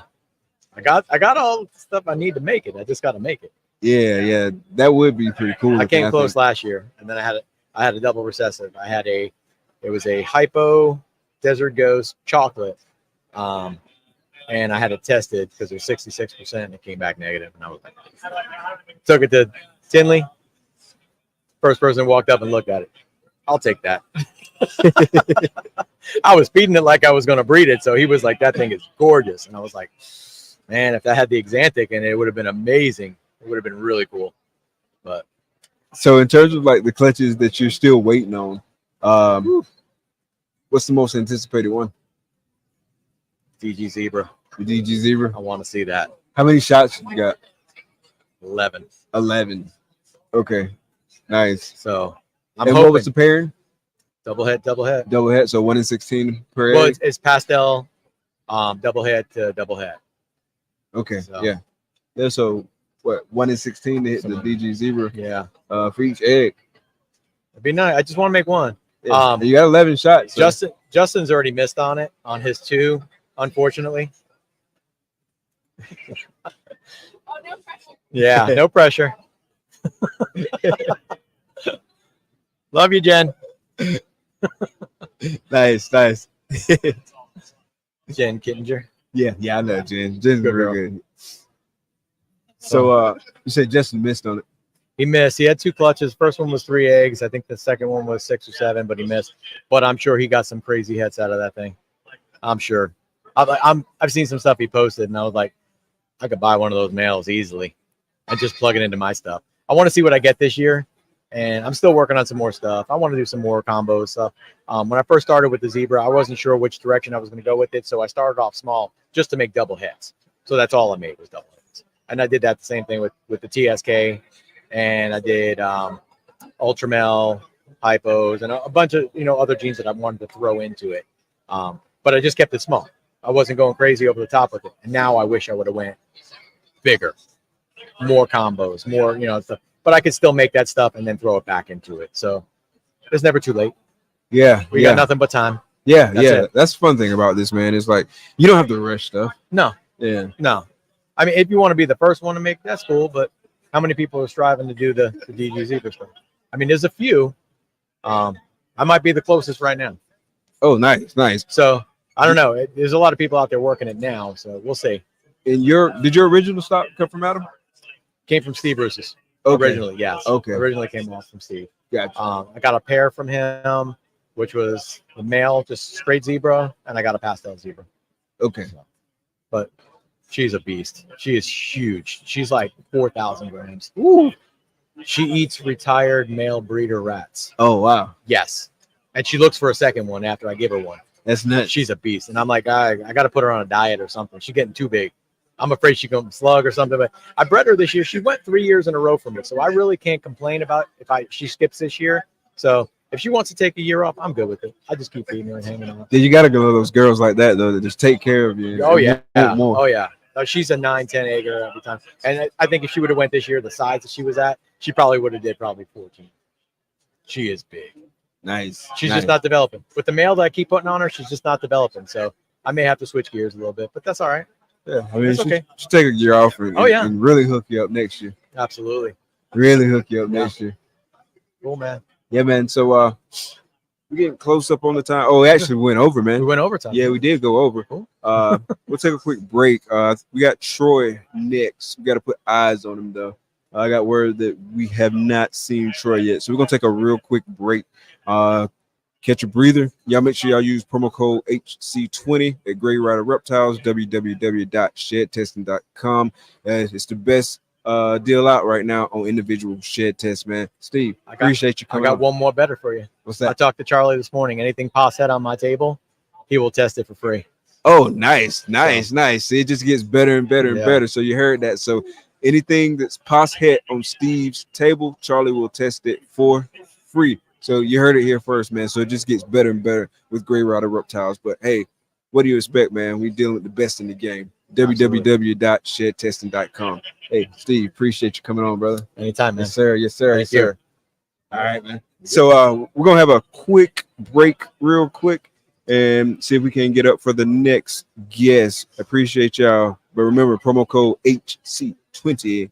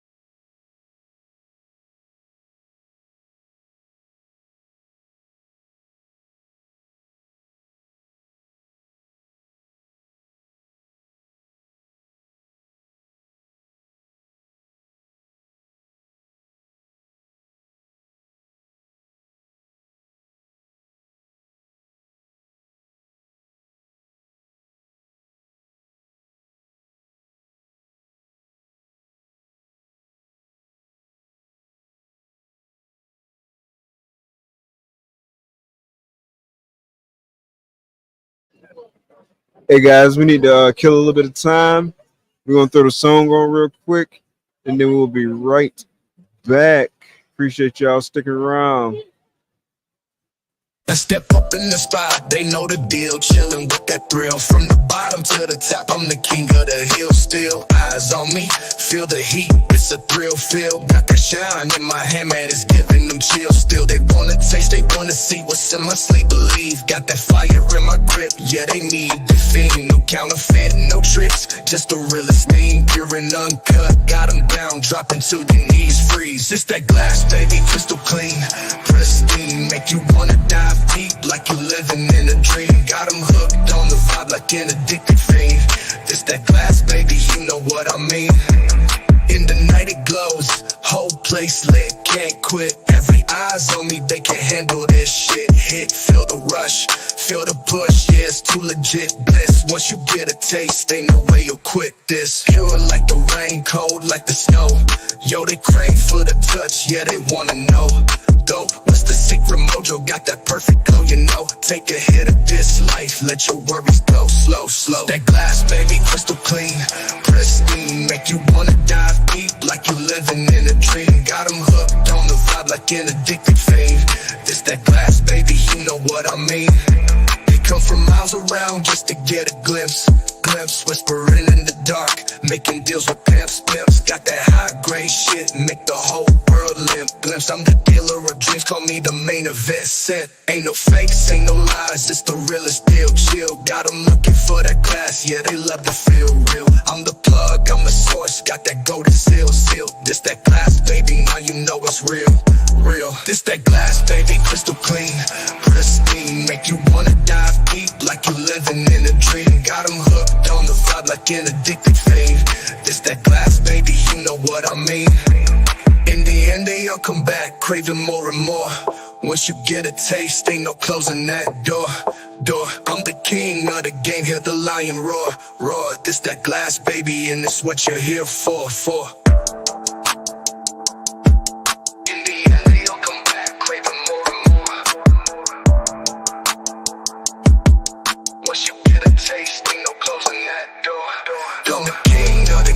Hear the lion roar. This that glass, baby, and it's what you're here for.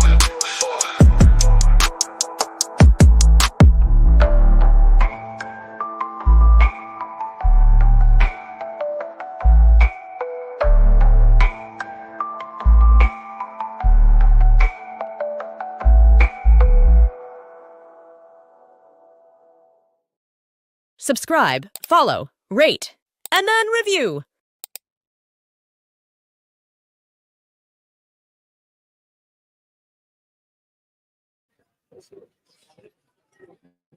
Hey guys, what's good, man? Appreciate y'all hanging around. Like I said, man, we hadn't been able to put eyes on the next guest. We can chat a little bit, man. I hadn't been able to pay a lot of attention to the comments, so I'm gonna start pulling these out and saying what's up to some folks, man. Anybody got any questions, man? Feel free to drop something in the chat, and I will try to get to it. Let's see who we got. Nikki from Irresistible Pythons. What's good, sis? Appreciate you coming out. Big Logan in the building. What's good, fam? Appreciate you coming out. The homie Dun Dada, Uptown Exotics in the building. Appreciate you coming out, fam. You know the homie Big Keys in the building. What's good? Appreciate you coming out. Takara, appreciate you holding me down. Hey, man, Takara been going above and beyond today, man. She has really been helping us out with keeping this thing moving, man. She's been communicating with me, just really helping with all the logistics to keep things running as smooth as possible. As you know, like, this is the first time we ever did anything like this, so we kind of went into it knowing that it was going to be a little bit of a learning curve. You know what I'm saying? We was going to go through some things, but you know what I'm saying? We're doing it together, man. We're doing it with y'all. We're doing it with the support of the community, man. So really appreciate everything y'all doing for us. So make sure y'all show us some love in the comments and show us some love. And also show the channel some love as well, man. Hit that like button, hit that subscribe button, and hope smash that notification bell. Let's see who else we got. We got the homie Charlie, the sponsor, in the building. What's good, man? Wish you was here, bro. Really looking forward to linking up with you at the show, man. Big shout out to the homie Charlie, man, for sponsoring this tour. Definitely go take advantage of the promo code HC20. I've said it probably about 20 million times at this point, but definitely promo code HC20. Just to run down the way the promo code works, is good for individual shed test orders, right? And so you cannot use it on the bulk shed test purchases, and you cannot use it on merch, but you can use the 20% discount on individual shed test orders. But it's only good for one order. So if you're going to buy multiple individual shed tests, put it all on one order and use promo code HC20 to save yourself 20% with Gray Rider Reptiles, man. Big shout out to the homie Charlie. Mixie, what's good, sis? Appreciate you coming out. Ball Game Limited, what's good? Appreciate you coming out, man. I've been seeing so many people at Daytona, like just walking through, people who I hadn't seen in a minute, man. So it's been a real nice vibe. It's been super dope, man. Hey, right now we got Nick Sloan about to hop in the building right now. We're gonna do a little interview, talk about the All-American Reptile and Plant Expo. What's good, brother? How's it going? Good, man. Good. Troy's he'll be here in a second. Okay, okay. Where he is. He's hiding somewhere. Yeah, Chikara was walking around like she talking to me in this ear. She's like, I don't see Troy. I don't see Troy. And I just saw you at the corner. I think he sent you like 3 messages, but okay. Yeah. Okay. Yeah, Okay. He went to lunch and now he's like, oh, I'll be there at 2:10. Okay. So okay. Yeah. Yeah. He's all right. Yeah. So we good. We good to go, man. So yeah. how's it been going, man? When y'all get in town? So we got in. When did I fly in? I'm losing my days. Thursday. Yeah, Thursday okay. night. Yeah, we got in Thursday afternoon. We hung out. We took yesterday. We just sort of, my wife and I haven't left our kids ever. So we left 2-year-old and 9-month-old. So oh, wow.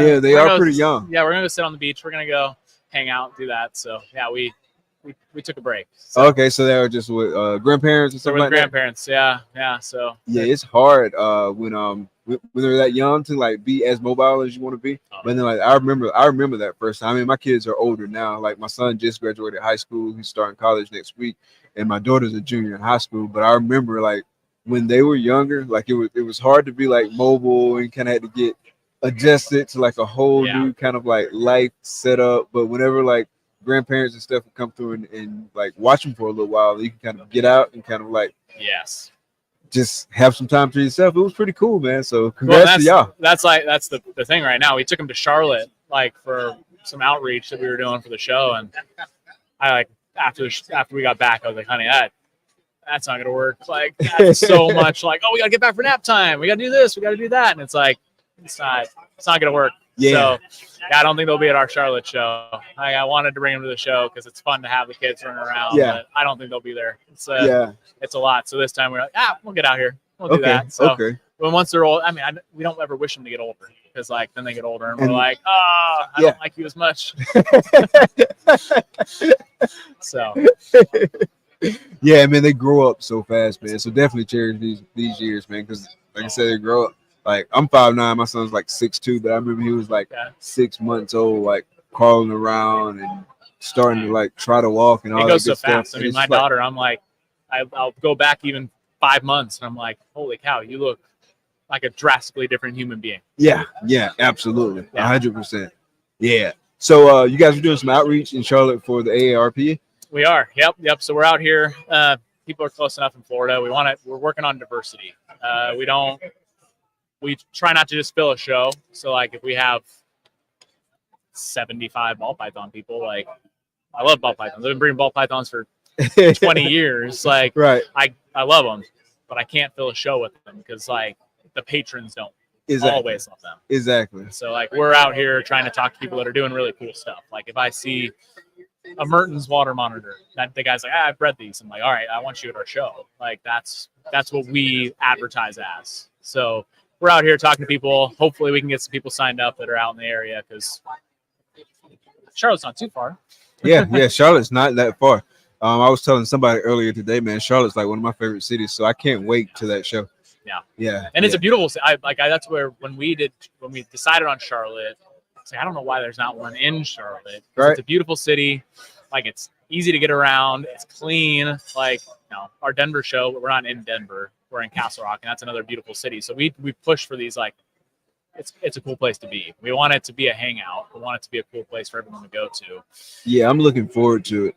I haven't like looked at the address, but is it like near Uptown or where is it?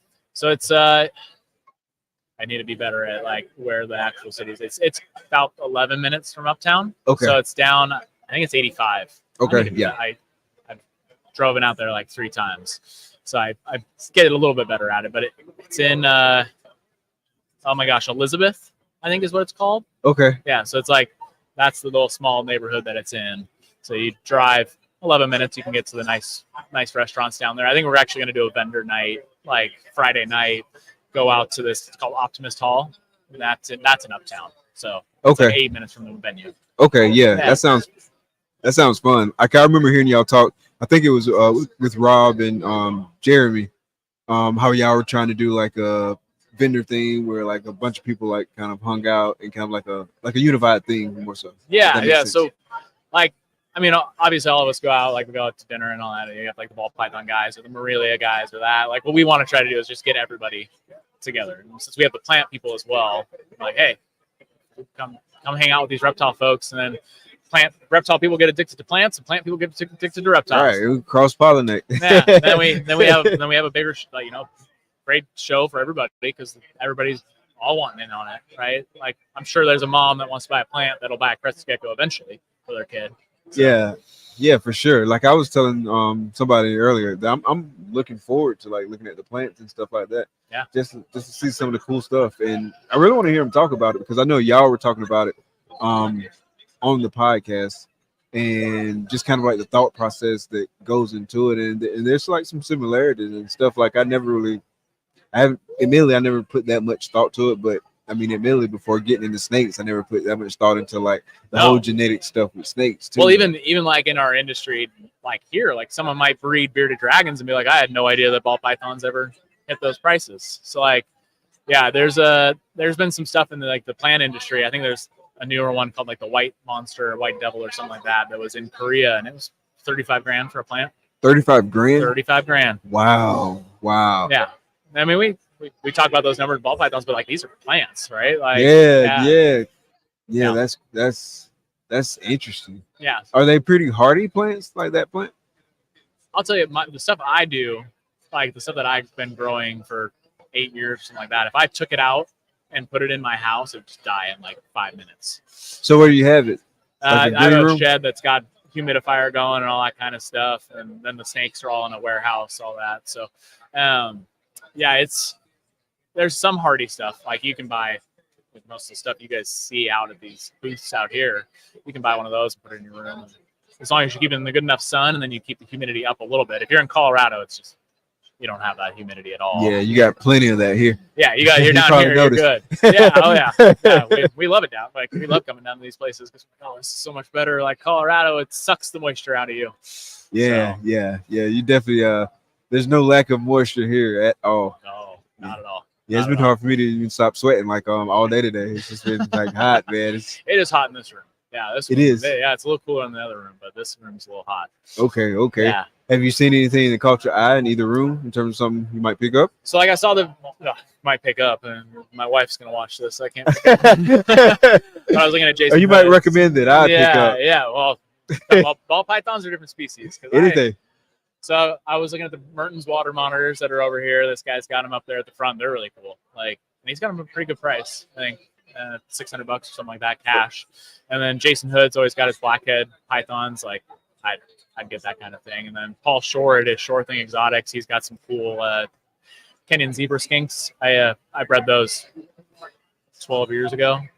They're cool little species that's communal. They'll actually give live births and then they like live together for a while. So yeah, they're cool. So Nice. I talked to him in Raleigh and I was like, I might buy those. I don't know, but I have no time to take care of anything. Like going back to what you were saying about diversification earlier, like that's one of the things I want to do a better job at, like on the show, because I started with ball pythons. Most of my network is like ball python people, but I mean, even like a lot of the ball python people like keep other things, and so I want to do a better job of like focusing or highlighting other species and like bringing other people in. Like I definitely need to do that. So it's super important to have kind of that diversification because, like you said, everyone doesn't necessarily want to see all ball pythons. I can look at a lot of ball python stuff, but I still want to see like other cool stuff too. Like I'm just not like and that the show I think would be really good to do that, right? Like if you had people on and it helps you too, right? You get to know about these new species, you get to know like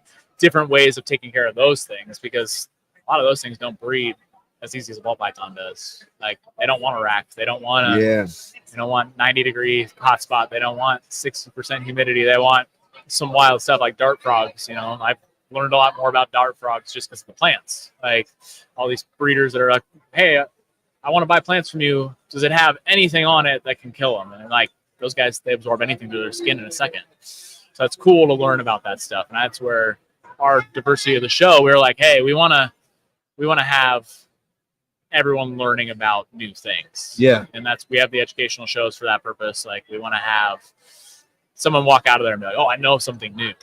Instead of like, oh, I bought a snake and I have no idea about it. Like we want our vendors to also be like, hey, I'm going to teach you about what I'm selling. Because like, if they don't, they're just going to call back in a week. And I think I heard you guys mention that you were thinking about like scaling up and like doing some other cities. Because right now, what is it? Charlotte, Denver, and then Overland Park, Kansas City. Kansas City. It's like right there on Gotcha. Kansas City. But That's Chris here tells me if I say, oh, Kansas City and we're in Overland Park, people will get a little more upset about that. They're like, oh, really? Yeah, they're very like, that's my city. Like you can't say that. So, like, we're in Overland Park, which is about, I think it's like 5 miles south of Kansas City. It's okay. Right there. Yeah, okay. So we're in the Kansas side though, not the Missouri side. Okay. Yeah. Okay. So yeah, we're trying to we'll probably max out at like 10. We don't want to like come in and just do the same model. Right? Everyone jumps in, does 20, 30, 50 shows, and that's not our goal. We don't want to like step on other people's toes. We don't want to like jump into an area and be like, oh, we're taking over. Like we want to come in, we want to go into an area that needs it. And it always varies, right? One person's thinks that they need that in that area, and another person thinks we have too many shows. So it's always a hard line to teeter on. Like right. When we came into Charlotte, they were like, oh, we need a big show.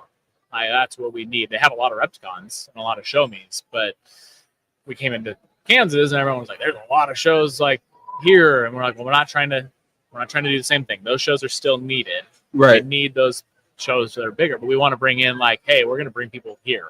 We're going to bring new breeders here that you've never seen before and that kind of thing. We still work with the local people. We don't want to bring in people and like, see you later, local folks, but we have a big enough venue to do both. So gotcha. that's the main goal. That makes sense. Yeah, it makes sense. Right now we're up in the air where we're going next. Like we'd probably I mean, we're already in 3 locations, so we'll have 6 shows a year. So we're either going to go 8 or 10. Okay, So so when you say 10, you mean like 5 locations twice a year? Yeah. Yeah, it's a lot more work than you'd think. Like, Yeah, it sounds. I know it. I mean, it was a lot of work just for me to get here, 2 hours away from here. Yeah. So I can only imagine how much work goes into putting together a show. it's So kudos to coordinating y'all. with 100. I mean, Charlotte we could have 300 vendors. Like coordinating with that many people it's not worth doing it 200 times a year. Like, Yeah, that's a lot. That's a lot to keep up with. Like, so how big is y'all's team? 4 of us. Yep. Yeah, So that's a lot spread across. Troy 4 and I, people. and then our wives. So Lauren and Lisa. Okay, shout out to the wives, man. Yeah, Like, I don't. you She's can't somewhere. you can't do a lot of the No. stuff we do without like that spousal support And having or the that significant woman's other. aspect. So like the industry is growing a ton. There's a lot of women that are in this industry now. There's a lot of, I mean, obviously us men have been doing this for a long time, but like women are really starting to come into it. And my wife, Lisa, have a different perspective than I do. I don't have the same perspective.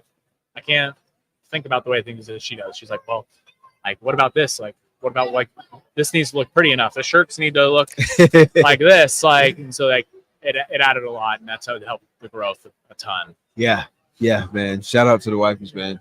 And most men just like to talk to a pretty woman, so I just throw Lauren in front of them. I'm like, hey, I've bred some stuff, but this is the lady you want to talk to. So Yeah, man. You gotta play to your strengths. yeah, but we have people that come out and they help us with stuff, and we have some people that help at certain shows. But as far as the team goes, if you're like messaging on Facebook, you're messaging on Instagram, you're commenting, like it's us. Like sometimes I think they think it's like a corporation and they just comment something and they're like, what the heck? And you're like, oh, hi, it's me. So are you doing like reptiles full time? No, I own a construction business. And okay. Yeah, so you got a lot going on. I'm too busy all the time. But Yeah. I would love to not be climbing ladders anymore and doing the stuff that I do. So yeah, I'm a Class B contractor. I can build stuff. We Nice. sell windows and doors. Yeah. Okay, yeah. So that's a lot to manage for sure. Yeah. For sure. It's too much. And I have 2 young kids, 2 that are under 2. Yeah, 202, managing the business, managing the reptiles, and managing the shows. That's good. Yeah. That's a lot. It's a lot of work. Yeah. That's worth it. Yeah, but kudos to you, man, for pulling it off. Yeah, it's fun to be here. It's fun to be out doing this kind of stuff. You know, to talk to vendors, get to meet vendors, like know vendors better. Our goal is always like know everyone that's in the show. Like I don't want someone to walk up to a table like that we're at, and I'm like, "Were you?" Like, Right. I want to be like, "Hey, you're back from last year. Like I yeah. know who you are. I want them to feel seen. Kind of I want cute them that. to feel known." Yeah, that personal touch. Yeah. And that goes a long way too, like with building relationships and all that good stuff, for sure. Yeah. Oh yeah. I don't know where Troy is. I don't know. Do you have another interview? Because I don't want it to be. Yeah, I think we're overlapped. running over, but it looks like we're good. I haven't had any updates. Yeah. So 20. Yeah. Yeah. So Troy's been running around. Oh, you're live. Live at the shows. Get it going. Yeah, I knew that was bound to happen. What's up, man? Yeah. It's always gonna happen.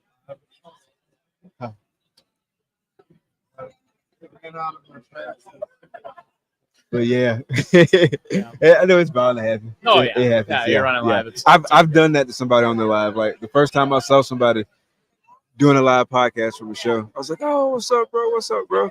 Like, and walked right on the set. We did one with Adam from Proper Royals at Denver, and being the promoter, you're like, you're staring around, you're jumping around, you're looking at everything. So I feel like in that, I was doing a very poor job being on a podcast with him because I was like, okay, what do I need to go do now? Like, well, who's going to come to me with another problem? Like, what do I need to, what fire do we need to put out?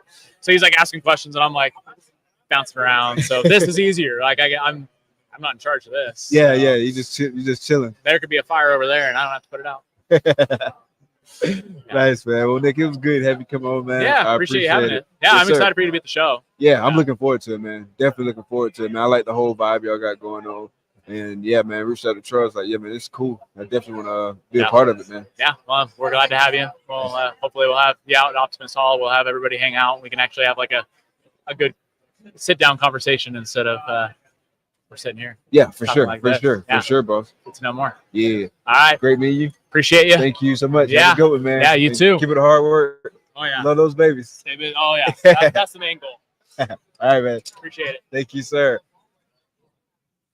All right, guys, we're gonna take a real quick, brief commercial break, and we're gonna hit up the Grey Rider Reptiles video, and then we'll be right back. Known for his innovative approach to genetic shed testing and top quality ball pythons, Grey Rider Reptiles also excels in exceptional customer service and responsiveness.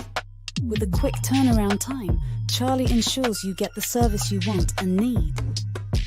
Visit shedtesting.com to explore his offerings and experience the best in the business. Don't miss out. Head to shedtesting.com today and unlock the power of your breeding projects.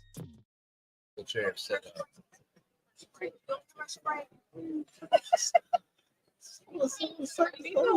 a little commercial break thing or something. Like I'm on a commercial break. We on a commercial break. We are. Come on. What's up, lady? The girl? We're on a commercial break. When we live again? We live now. We live now. Oh, Yeah, we live now. You Okay, live. we live now. We Over live. here at Herp Collectors, Daytona 2024. Lady T, Nikki T, and Mike Herp Collectors right here. Boom, hugger, hugger, hugger, hugger, hugger. Good We need to get, we're waving. seeing you. She walking around doing logistics. This is so cool. He said, "You see Mike? Yeah, he over there doing the podcast. Go ahead. Let me go over there and mess with Mike." Yo, what's up, everybody? Oh yeah, every time. Let's get. That's awesome. What's good, guys? How y'all doing? Yeah, have a seat. Have a seat. I don't know if you had like a. Oh, take all that. How y'all doing? Good. Doing good. How was the trip? It's pretty good. Long one. We can rally up at Mom and Dad's farm, which is a good halfway point, then drive the last leg all the way. So, we're making it. How long does it take? It's about 5.5 hours from Knoxville to Montgomery. Then Montgomery to here was what, 7? Seven and a Yeah. half.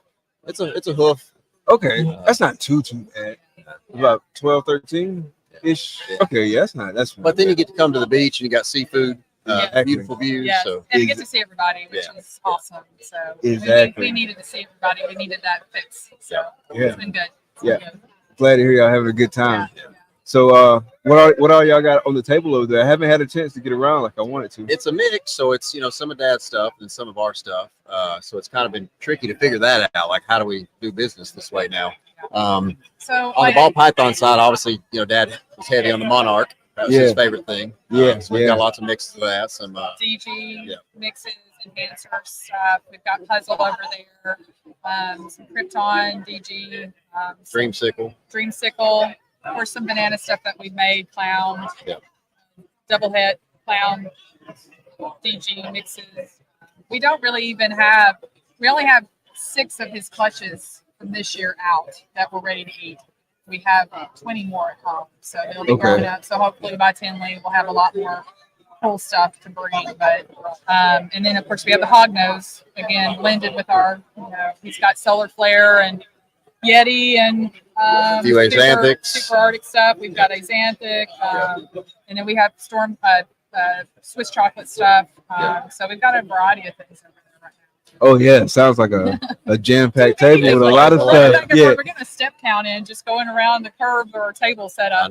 I know. We've been busy, which is good. It's been yeah. good. After the show, like after this show, I'm gonna be walking around and try to check out as much as I can, and then see some stuff tomorrow, because tomorrow it's not gonna take us as long to get going like it did today.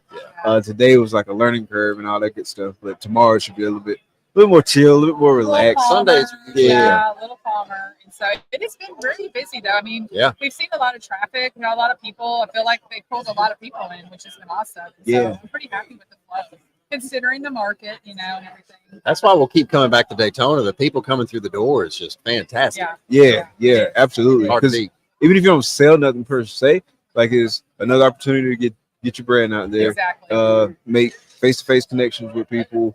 And people might not be like, it might be people that are in here right now that have no plans on buying a reptile. They've never bought a reptile, but they're curious about it. And this could be kind of like a gateway drug to kind of get them in there. It is. And then once we get you hooked, And And that's one thing that we both love doing is just talking to people about the species.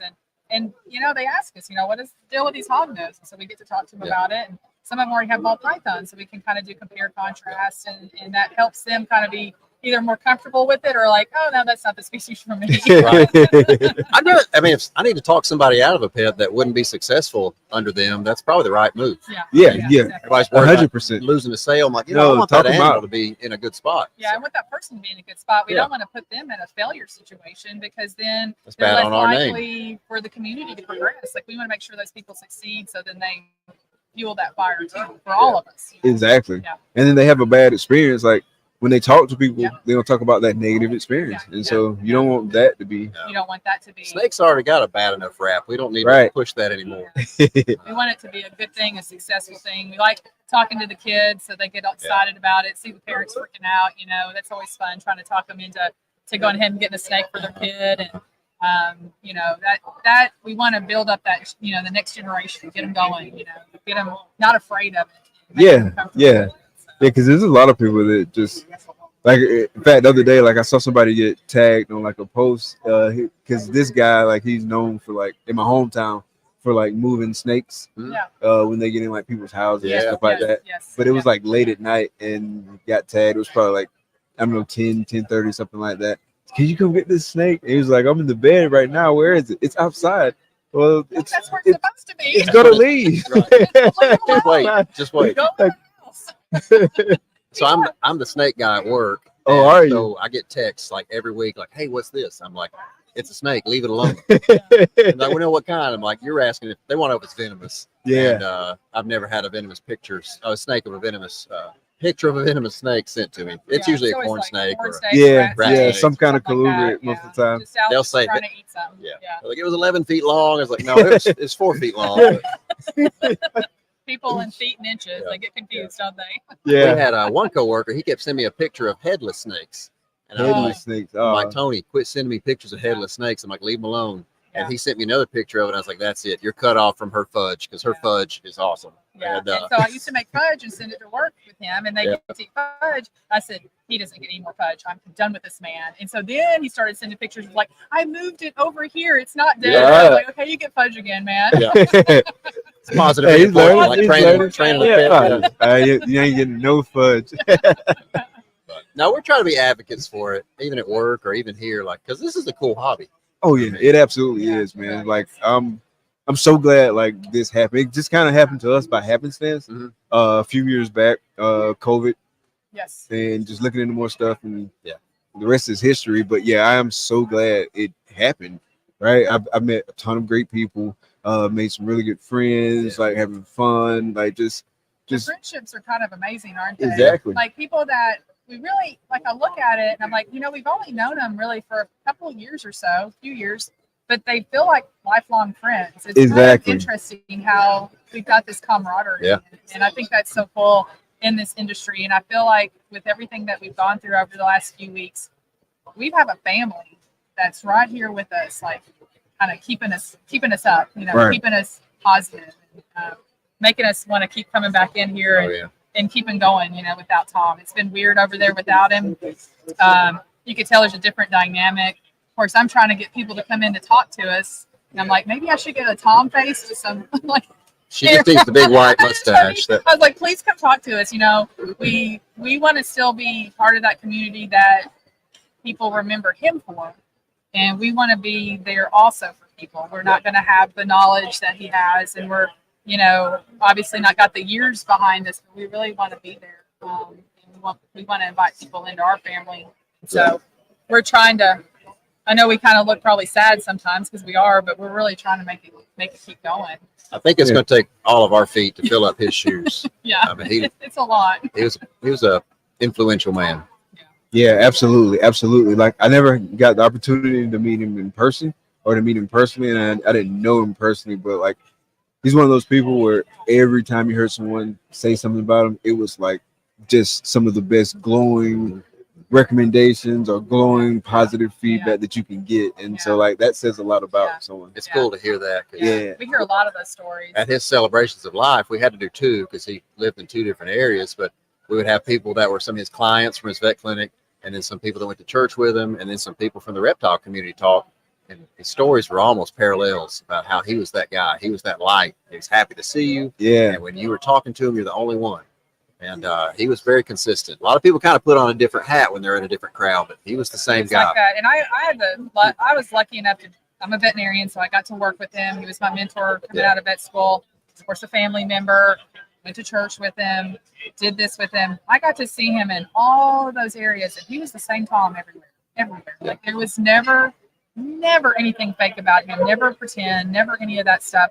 And we live for that, just to be that real person, you know. And I think that's what so many of us want, just that real connection with everybody. And you're not wondering when you walk away, did I get a different kind of person there? But he was like that with everybody. And so our goal is to continue that process and then just continue his breeding program. I mean, we luckily talked a lot about what he wanted to hit, you know. So we're going to do everything in our power to hit those things that he hadn't had hit yet, you know, and we're going to get there. And then y'all powwowed a lot. Oh, yeah, we got in trouble. So we come to this show especially. So we'd go down to the farm to visit family, and also we look around. Alicia and Dad are gone, and we'd see them look out the window. They're walking to the barn, and we knew they were going to the snake room to just plan. And, they were peas and carrots. We were steamers, and then we'd get in trouble here because this was our favorite place because of all the Hognose stuff here. And so we'd go out, shopping. We'd leave the table, and we'd leave Sarah and Josh at the table. And then we'd be out, and they'd be like, "Where are they?" And then we'd come back with like little buckets of stuff, and they're like, "Oh no, you bought stuff." And we're like, "But we saw this, so we can buy this now." So we always encourage each other. So that's been hard not to have him here because we were always in trouble together with them. But I guess it's probably safer for the pocketbook right now. But no, at least we talked about the project. So I know his goals. Mhm. So we will have a focus for his stuff. And obviously we still have our stuff, and there'll be blends of it and everything over time. But we're going to work that monarch into a lot of things. Respect. We're really going to work that in there. And we've got he has the arsenal to do it. So we're going to make it happen. It was kind of cool a few years back. He asked us, he's like, "Are y'all okay if y'all had to take this over? Like, are y'all comfortable managing this many animals?" We're like, "Yeah, Dad, we can do this." And you saw that instant sigh of relief come over him because he thought if he was going to leave this world, nobody would care and just sell off all his stuff. And that was not a fear for him, but he wanted somebody to carry the torch. And when we gave him the okay, I think he kind of doubled down. I think he knew he had somebody backing him up. So, So like last year, I think he had a total of 8 ball python clutches. This year we're at 26, really 28. I pulled 2 more clutches the other night. So I mean, he doubled down hard. he told Mom he was focusing, so she thought, "Oh, smaller." No, he was just pouring the fire on the projects that he wanted. Scaling back. He wasn't scaling back anything. He read everything. But that's all right. We got it. Nice. It's Definitely. It's been nothing but good memories about him. Everybody that's come by the table tells a story, and luckily we've got a website where people can go to that and add their story to it. Just, cool. It's been cool just to experience more impacts that he had on this place. So. Yeah, it's pretty cool. It's been very cool. Yeah, like I said, man, I've heard nothing but positive things. Like, and that's been the whole time. Like, it's just you just tell that he was one of those people. He is one of those people. It was. Yeah. It was. Yeah, he was good to us. He was good to everybody around him, really, not just us, everybody. So, I think he embodied what this community could be. I mean, help everybody else out. Just be excited when a new person comes up. Don't be chasing the dollars because that stuff will take care of itself. You take care of your customers as humans, they'll buy something from you. It'll all work out. It always does. Yeah, if you take care of like that kind of stuff, I agree with you 100%. Like the other stuff, it'll work its way out because you can get focused on the other stuff and then start making decisions like just solely based on that. And that's when you get into like gray area or murky water, stuff like that. And so that's not where you want to be. Yeah. And that's where you have to be flexible in a market like this too, because if you just focused on your income, you know, that's what people peel out. And that's why people do leave because they were too focused on that area.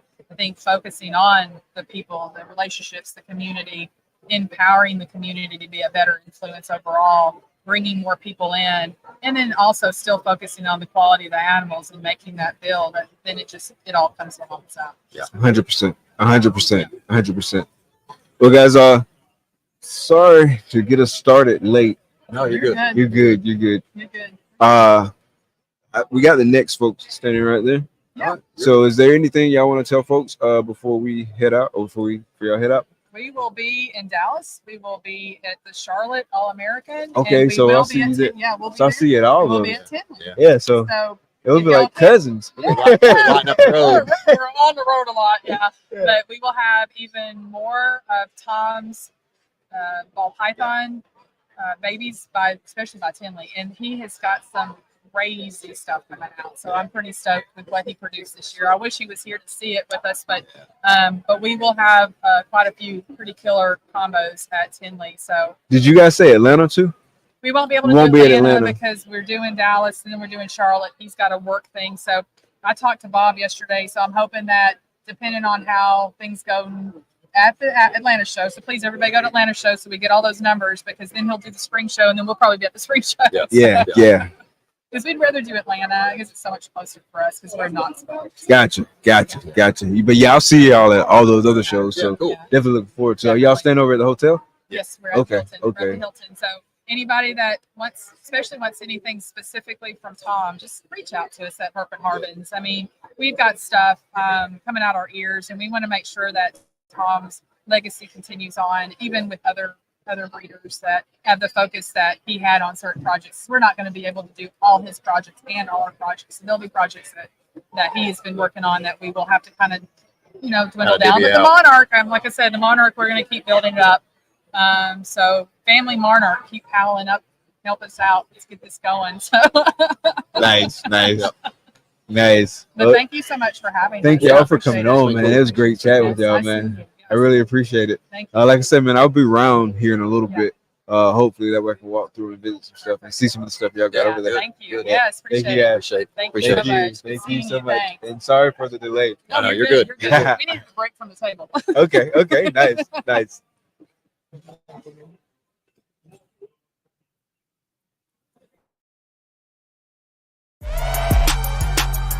Join KINOVA's Patreon today and unlock hundreds of hours of exclusive educational content designed to help you run a successful ball python business.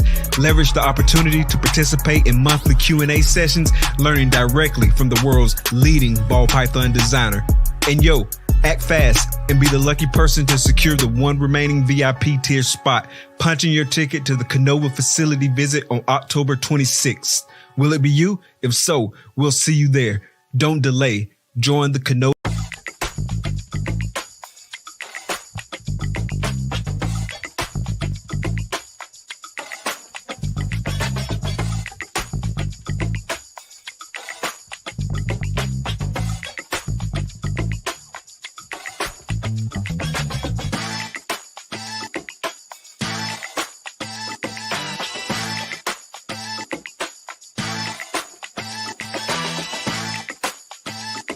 Art comes in many forms. At Armless Angels, it comes to life.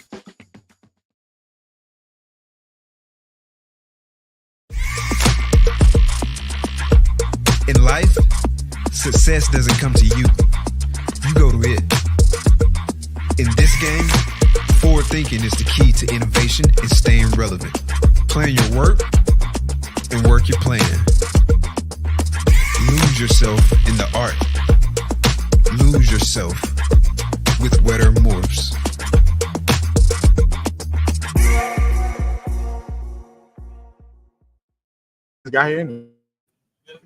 Welcome back, everybody. Welcome back. We got the homie Jason from Ancestral Royal Pythons in the building, man. Peace and love, everybody. What's going on? Yes, sir. Big shout out to the sponsors. Big shout out to the homie, man. It's good to have you. Man, it's good to be here. Yes, sir. Yes, sir, man. So how's Daytona been for you so far? What time did y'all get in? Wow, I got in. Actually, I got in today. I was supposed to get in last night, but long story. That's how it be, man. That's how it be. And I really just walked into a convention center right now, and it's Oh, good really? so far. Yeah, it's really good so far. I've been comparing coming here as a pet owner, starters breeder, and the level I'm at now, and it's a totally different experience. How so? Every time. How so? I think the first time I came as a pet owner, it was like overwhelming. You know what I mean? 'Cause I didn't understand the breeder process. I didn't understand breeders. I didn't understand, so I'm just looking at snakes and just seeing everything. So it was very overwhelming. The next few times, especially last year, it was more so of everybody's connecting and seeing one another and talking and hanging out, and people that you see on Instagram and some people you see on YouTube. So it was more just getting together and seeing everybody and just hanging out. But the problem with last year was I didn't really get to go to any one table and see the animals. So I said, you know what? This year I'm gonna make sure I go to everybody's table and see all the animals. So I'm gonna be a fan this year. Okay, nice. So it's been a little bit of a different experience for me too, like this year. So the first time I went, like 2020, that was the first time. That was different because it was the COVID year, and so it was busy, it was packed, there was a lot of people here, but it wasn't like the same. And then you had like kind of all those other kind of elements with it, right? Yeah. And then coming back 2021, it wasn't that much impact from like that kind of stuff, 2022 and all that good stuff. But this year has been really different because each time before I was just strictly coming as an attendee. But now like having to prep and get here, like that was a whole new kind of thing to go through. And we ain't never done it before. You know how stuff is when you never done it before. Like you can prep, you can get ready, but don't nothing take the place of like experience and just like going through something for the It's nothing like game time. When it's game time, it's time to go. It's totally different. Yeah. And it's funny, seeing you doing this now, and then now I know you see everybody hanging out, everybody's having fun. And you feel excluded, don't you? Hey, fortunately, man, everybody been coming by like throwing the deuces up and smiling and stuff like that. And, so I appreciate that, but I do feel like I'm missing out a little bit, but it's all good. You know what I'm saying? Like we're gonna get out. We're gonna do a little something today. You know what I'm saying? And then we catch up. But yeah, man, it's just part of it. But I'm enjoying this too, man, because I'm getting to kick it, like having long conversations that I might not otherwise had opportunity to have. I mean, unless it was like catching them at the hotel or something like that. True. So yeah, it's been fun though. Yeah, just a different dynamic, right? A different kind of fun, different kind of thing. It's a great experience. Yeah. And you doing a tour, so come on, man. Look at you. Come on now. Like that right there in itself is exciting. Yeah, it is pretty exciting, man. Like I ain't gonna lie, bro.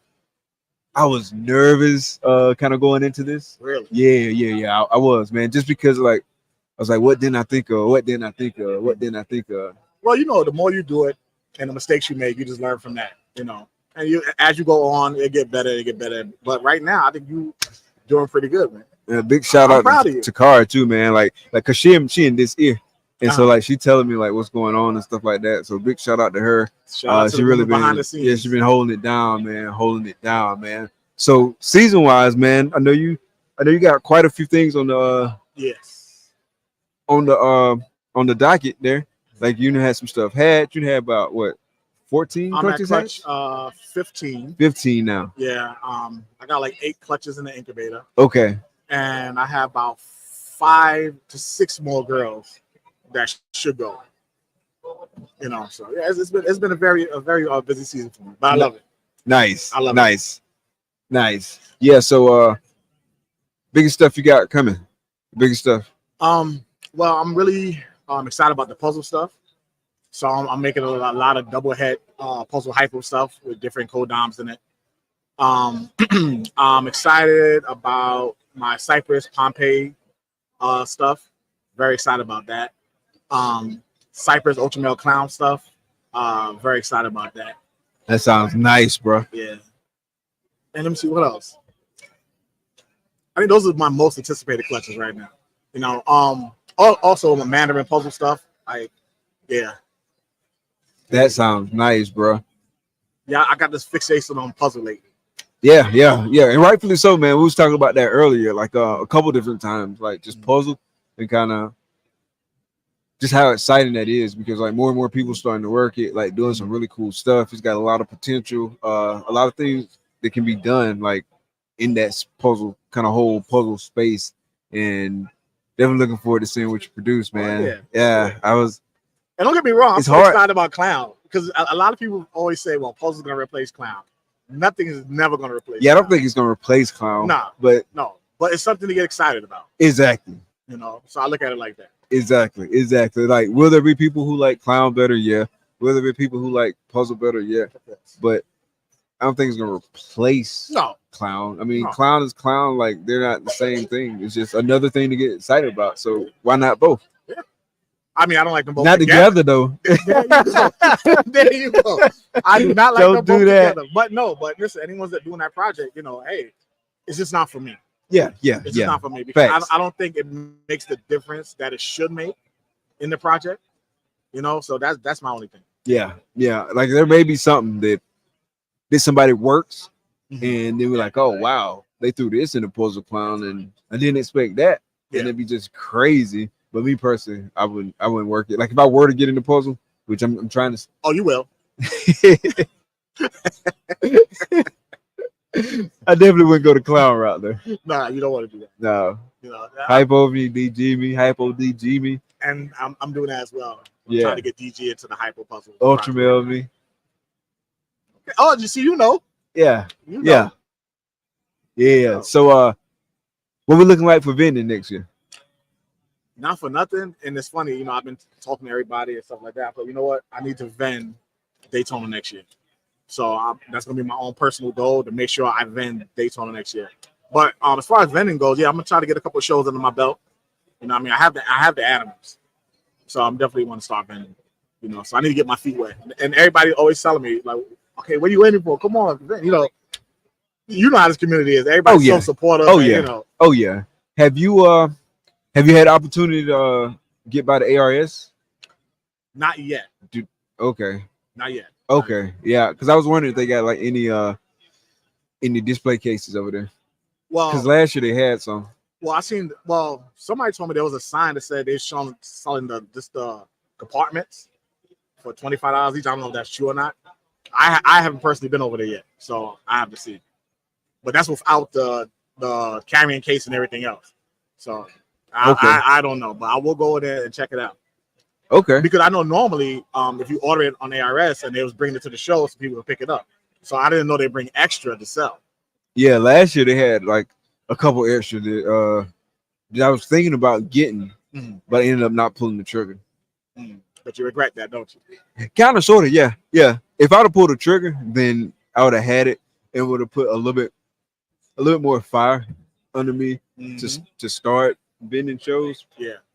But now, man, I only got like 8 2023 snakes, and that's including like a couple that hatched in 2024 but were laid in 2023. I got like 8 things left, and so the next move for me as far as like selling stuff is obviously sell those, but also there's a few probably older ones that I want to sell and just kind of retool a few things just to kind of refine it. Like let's refine it further.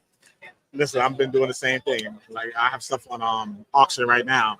I actually have a killer DG clown male up on auction right now. I have a double head DG clown female, adult female on auction right now.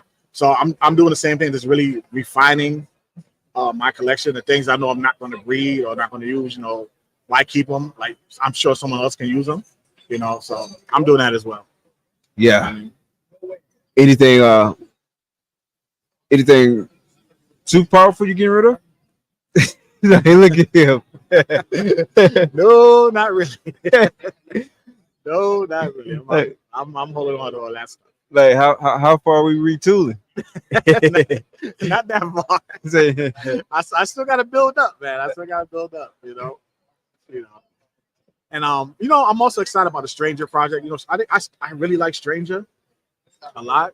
So I'm working the Stranger Hypo project as well. Okay. Yeah, so I'm excited about that.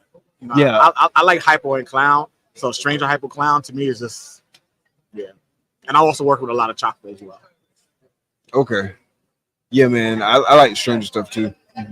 Like we've had some conversations about Stranger, and there's a couple things I want to do with it just to see like what it's going to do. Yeah, and I think that project has a lot of legs under it still. You know, I do too. You know, and it retains its value.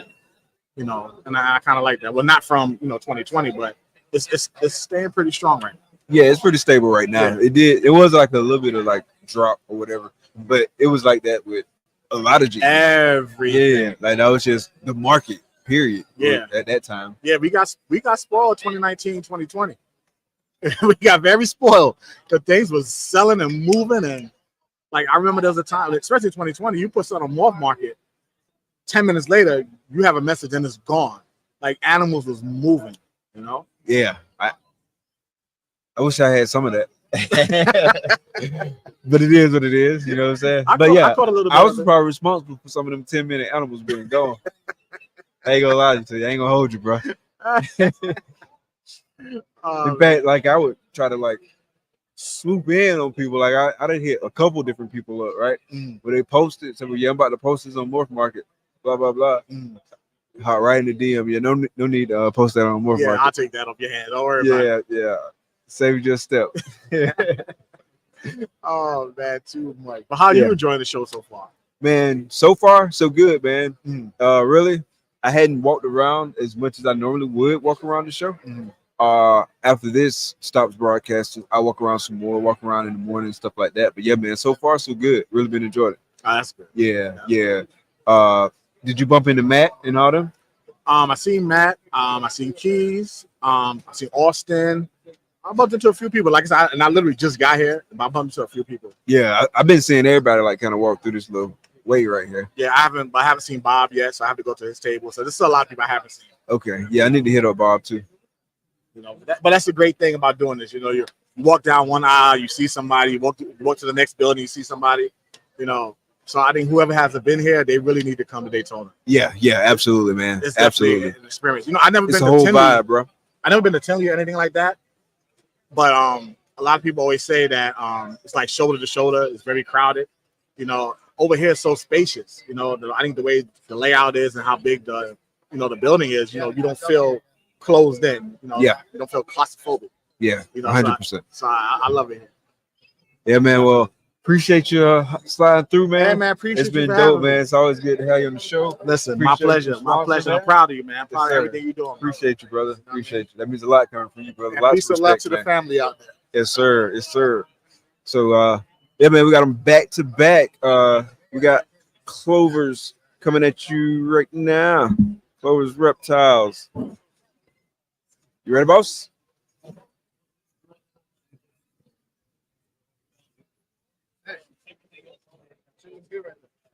Yeah, man. Appreciate that. That's yeah. Whichever one, man. Good job. Good job.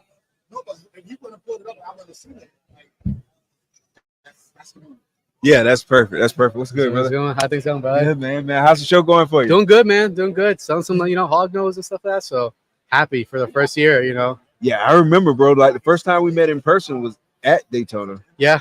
It was about probably 2 years ago, right? 2 years ago. 2021, I think. Yeah. No, it was 2022. 2022. Yeah, it was definitely 2022. Yeah, 2 years. It's now. It seems like longer than that. Yeah. Yeah. Now here you are, Venom. I know, man. Yeah. It's pretty wild. Yeah. So how's your season and everything going for you? So good, man. I had more females. It's crazy because I had more females to breed this year. But still about the same thing as I did last year. Some slug outs. Some females didn't double clutch, where a lot of females double clutched last year. So it worked out at the end of the year, still having the same amount of things and hitting some, stuff that I wanted to hit this year. So happy with that, man. Yeah. Nice. So give us a real quick rundown on kind of like your major projects, like in the Hognose space. Yeah. So man, right now, this year I sacrificed some producing visuals, and did a triple head stuff for triple heads to make they're called acid rains. So Xanthic, Sable, and Toffee Belly mixed together. So I'm gonna push towards producing that stuff.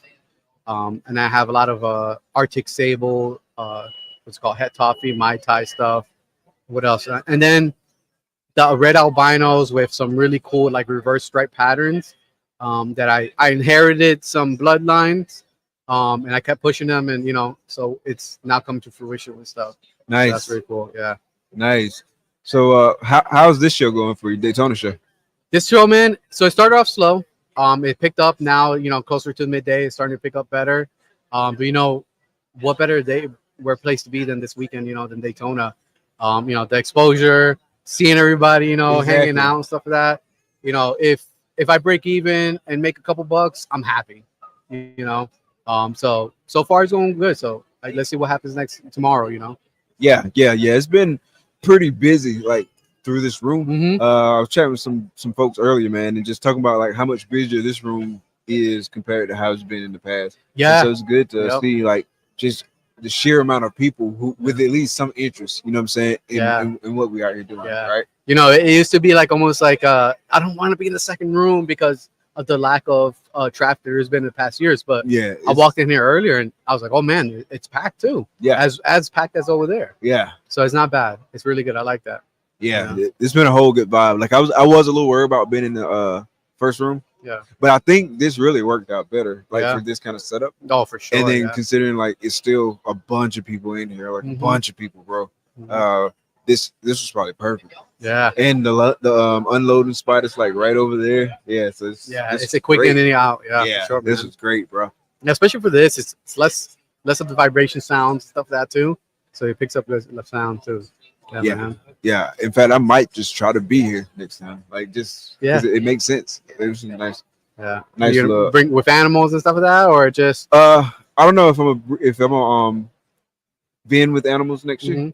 It depends on kind of like what I got, right? Yeah. Because like right now, I don't have a lot of stuff that I can sell. Okay. Yeah, like all my stuff super late. My collection is always late, like every year, but this year is like even later. I feel like, and so a lot of my stuff is gonna be hatching like in October, November, December, even like January type stuff. Yeah, maybe even a little bit of February type stuff. I had one clutch hatch in February last year. She laid in December and hatched in February, but I'm thinking that I have like a lot more of that like later in and probably the later half of like those 4 months. And so like that January, December stuff. Yeah, it's interesting you say that because last year I brought one display and I set up with my friend Exotic Fire Hogs.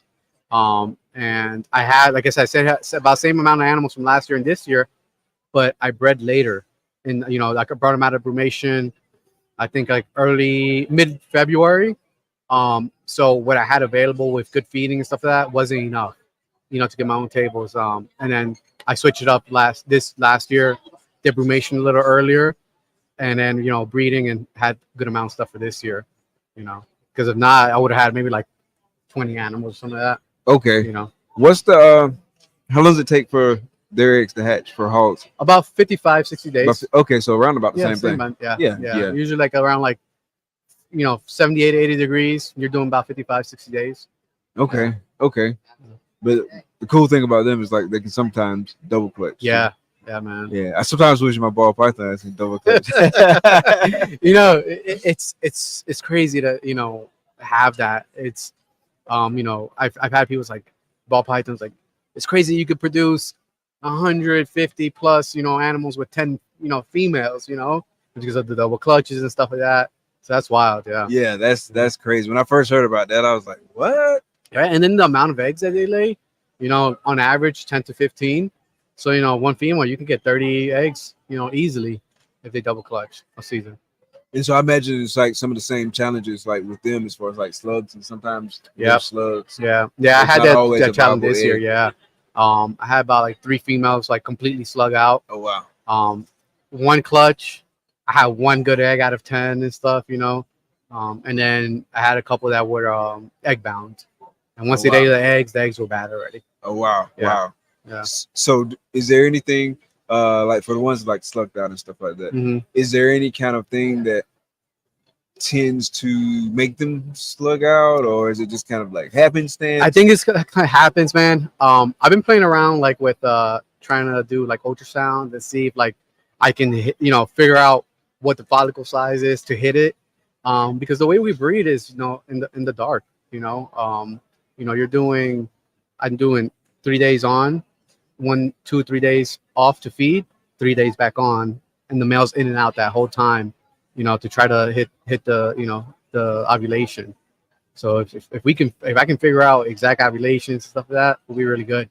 But, you know, that's easier said than done because they're so small. Yeah. You know, and trying to track that, it's fast, you know. Yeah, so far this year, I haven't had any slugs, but I did starting last year, I started bumping my temperatures down like a little bit. like probably a good, probably 2 degrees or so, like Yeah. something like that. Yeah. Like, and then I started having better luck, like as far as like slugs, because the year before that, particularly towards the end of the year, Yeah. I was just having slugs left and right. Like I had one Yeah. girl slug out. Like, I was really looking forward to that clutch that year too, and she had like 10 or 11 slugs. It's like, oh man, so I just knew she was gonna give me some babies. Yeah. But it didn't work out that way. But yeah, starting last year, I reduced those temps some, Yeah. and I had maybe, I don't know, maybe 4 slugs or something like that. Okay. Last year, so a lot less. Yeah. And so far this year, knock on wood, I hadn't had any, and so we'll Yeah, see that's how great. it goes. That's great. It does take them a little bit longer to lay, though. Mhm. Like maybe they like 40 something, right? Like in that 42 to 45 range is where it's been for me. Okay. Yeah, like because of the heat. Yeah, and you didn't change no other, just the temperature, and that's Just it. temperature, yeah. That's interesting. Yeah, That's interesting. yeah, Yeah. but it takes them a lot longer to lay. Yeah. But I mean, I'd rather wait like a whole nother week or week Mhm. and a half, 2 weeks, Yeah. and get good eggs. 100%. Yeah, man. Then like, oh, I got him. Yeah. Oh, Yeah, and they're all duds. Yeah, man. Yeah. That's like, my Xanthic stuff didn't hit this year because the female slugged out. And those are great. People love Xanthics and any kind of animal. So I was bummed about that one. And then some other lavender stuff. I think I got 1 egg out of 13 eggs is 1 good egg and stuff. But gonna go again next year and see how it goes. Hopefully it goes better. So keep on going. nice. So, what's next on the agenda for you, like plans wise for the business? Yeah, man. So keep growing the YouTube, the podcast. I'm only doing 2 times a month the podcast. I just feel like for me, my schedule, I couldn't commit to 2 weekly.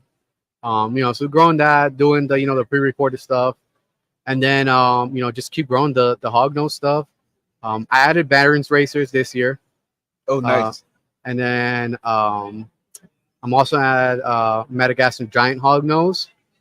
So I added those 2 species. So So growing is that a different than like the westerns? Yeah, is that different than the Yeah, westerns? yeah. So they're the westerns are native to the U.S. and then the Madagascars are native to Madagascar, and they're big. They're about like 6 to 8 feet long. Okay. And then they get some like girth to them and stuff. But like they that. still look like us. So they don't have like they have still a little bit of a turned snout. They're a little more sleek looking, and then there's no morphs that we know of yet in the Madagascar Hognose. So they're black with like yellow patterns and like speckling and stuff like that.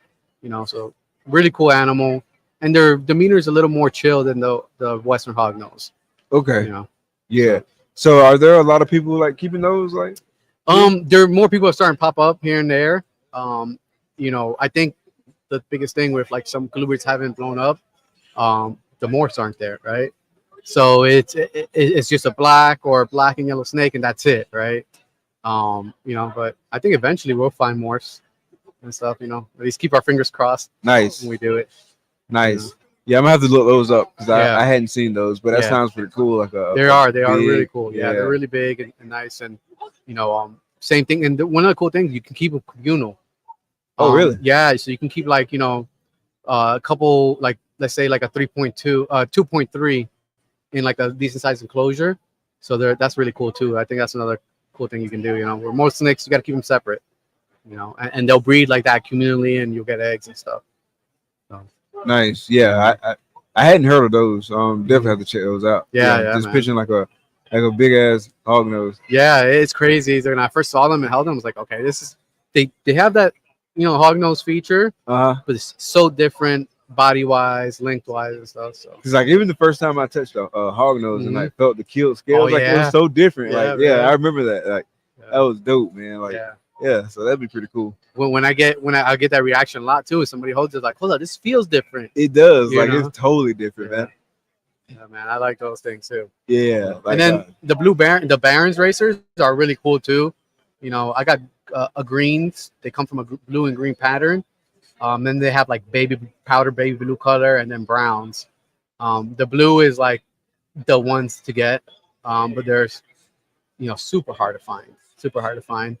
Somebody over here had an adult pair, showing them off, and then has males for sale. I need females, start growing up and stuff. So Nice. yeah. So Y'all can take those. Yeah. Y'all can have them. Yeah. It's just chips. Yeah. No worries. Yeah. So who else helping you in? Like who else you got over there? So that's crazy this year. Usually, you go to shows and it's my wife and I, and then my daughters. The daughters are usually, hanging out. My oldest, my 14-year-old, helps out a little more. But this year, my wife's on a work trip. So it's myself, my older daughter, and then I have my youngest brother visiting from Jersey. And, he knows nothing about reptiles. This is his first reptile thing. Oh, snap. So he's just, just a body, hanging out. Yeah. So, my daughter right now is manning the table. It's a heck of an introduction to it. Yeah. The reptile world. Yeah, man. And so I tell my, our 14-year-old daughter, been in Daytona, like right now she's manning the table and doing the thing, Oh, nice. So that's cool. She's holding it down, huh? Yeah. Nice, bro. Yeah, but when I have my wife, man, she's a VIP. She's like top salesperson of the Clover's Reptile. It's good because she brings in like that female perspective of things, and I think it's good to have that. Oh yeah, man. I say all the time, man, I couldn't do any of the stuff that we're doing without Takari's support. Yeah, man. It's so good, and it's cool, man, because y'all are like best friends, like hanging out, y'all like grinding, hustling, and doing something together, and it's just cool, man. It's hard to explain, like really. Yeah, what's cool is like when we went to Orlando Repticon 2-3 weeks ago, it was just me and her. The girls were away on vacation out of town, and on the way back, she started talking like genetics to me, and I was like, okay, that was a cool like car ride back talking genetics, like, well, what are we gonna do with this and this and that? So like that's when like it becomes real, Yeah, like I knew it was real too. Like when I would walk by and she's like looking at snakes and stuff, like, and it's not me talking to her about snakes. That's when I knew like she was on board. Like, he was coming now. We're here. What's the thing? Like a lot of people, that are afraid of snakes or have that fear and stuff like that. It just takes a little bit of an introduction, a little bit of information, and then they fall in love. Like my little brother, he's 16. He was telling me, he goes, I was actually a little afraid of snakes before we came.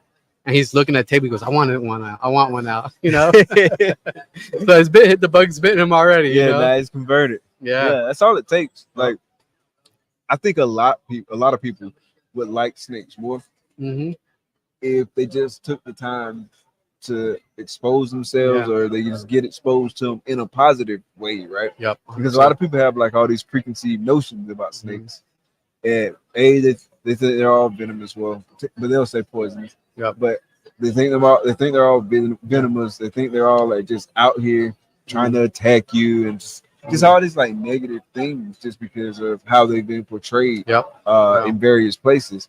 But I feel like anyone who took like just a reasonable amount of time to learn about them, get exposed to them properly, like they would feel totally different about them. 100%. Yeah. And the venomous thing, so I get that with the Western Hognose because they're rear fang venomous. So the thing is, like I've heard, people say like, oh, we should label them venomous at all shows, and so people can be aware and stuff like that. What happens when people hear venomous? They're like, they automatically think like rattlesnake. Exactly. If it bites me, I'm dead. And far from the truth, especially with Western Hognose and the size of them and stuff like that. So when I have somebody come on and I'll ask, like, it's interesting to buy, like, have you ever owned dogs? No. Now, and I'll tell them, they're rear fang venomous, but this is what it means, right? The definition of venom, because that's, I like explaining the definition of venom too to people. And they're like, oh, okay, that's not bad then, and they'll still buy it, because you'll get that, oh, really? And then I'll explain, they're like, okay, cool. I still like the snake, I'll get it, Yeah, for sure, man. All right, boss. So sure. We are almost at the 3 o'clock, and we're gonna be wrapping it up pretty soon, man. Okay, but I definitely appreciate you, man. You at the hotel?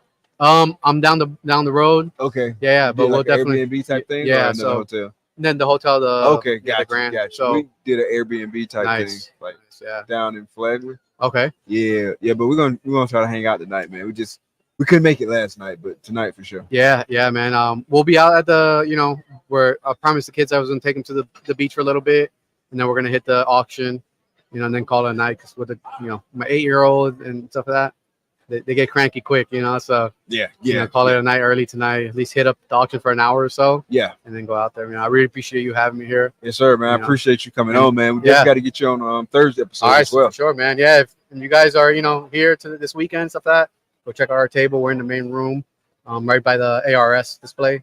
Okay. So, yeah, I need to come over there for sure. All right, for sure, man. Thanks, bud. Appreciate it. See you next one, bud. Yeah, good luck with everything. All right, for sure. Appreciate you. All right, guys. I appreciate y'all hanging in there with us. That was Clover's Reptiles, the homie Alvaro in the building.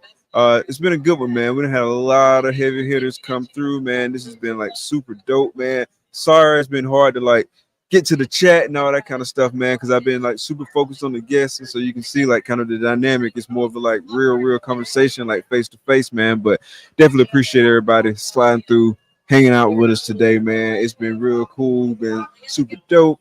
I think we're gonna call it, man. We do have a couple more folks that we're probably gonna hit tomorrow for tomorrow's show. And then, like I said, man, tomorrow's show, we'll be right back at you. But that's going to be it for today. I really appreciate everybody coming through, man. The replay game, make sure y'all check this out. Continue showing the support, man. Really appreciate all the support, man. But until next time, for Clutch Conversations, I'm Mike. The lovely lady behind the scenes is Takar. Thank y'all for coming out. Be blessed. Peace. I step up in the spot, they know the deal. Chillin' with that thrill, from the bottom to the top, I'm the king of the hill still. Eyes on me, feel the heat, it's a thrill feel. Got that shine in my hand, man, it's giving them chills still. They wanna taste, they wanna see what's in my sleep, believe. Got that fire in my grip, yeah, they need the fiend. No counterfeit, no tricks, just the realest mean. Pure and uncut, got them down, dropping to your knees, freeze. It's that glass, baby, crystal clean, pristine. Make you wanna dive deep like you living in a dream. Got them hooked on the vibe like an addicted fiend. This that glass, baby, you know what I mean.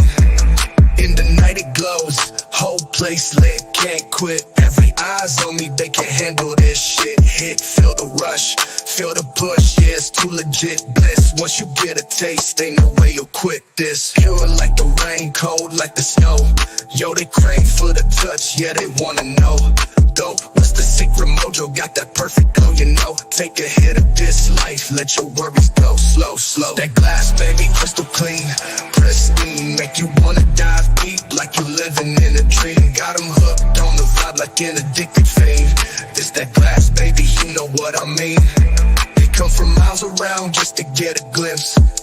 Whispering in the dark, making deals with pimps.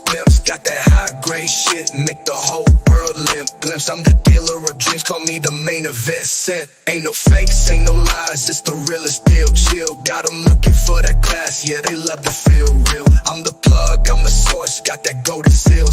This that glass, baby, now you know it's real.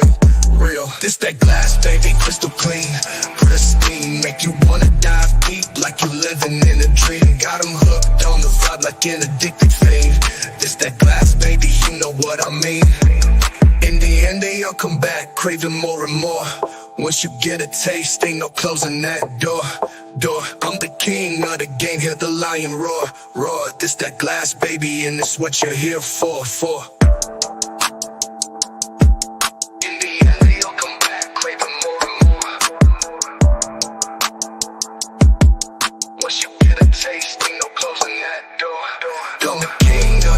Hear the lion roar.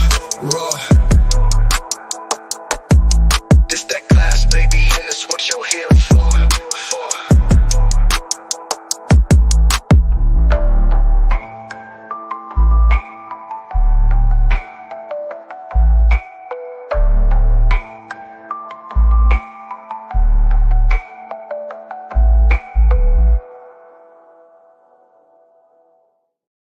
Subscribe, follow, rate, and then review.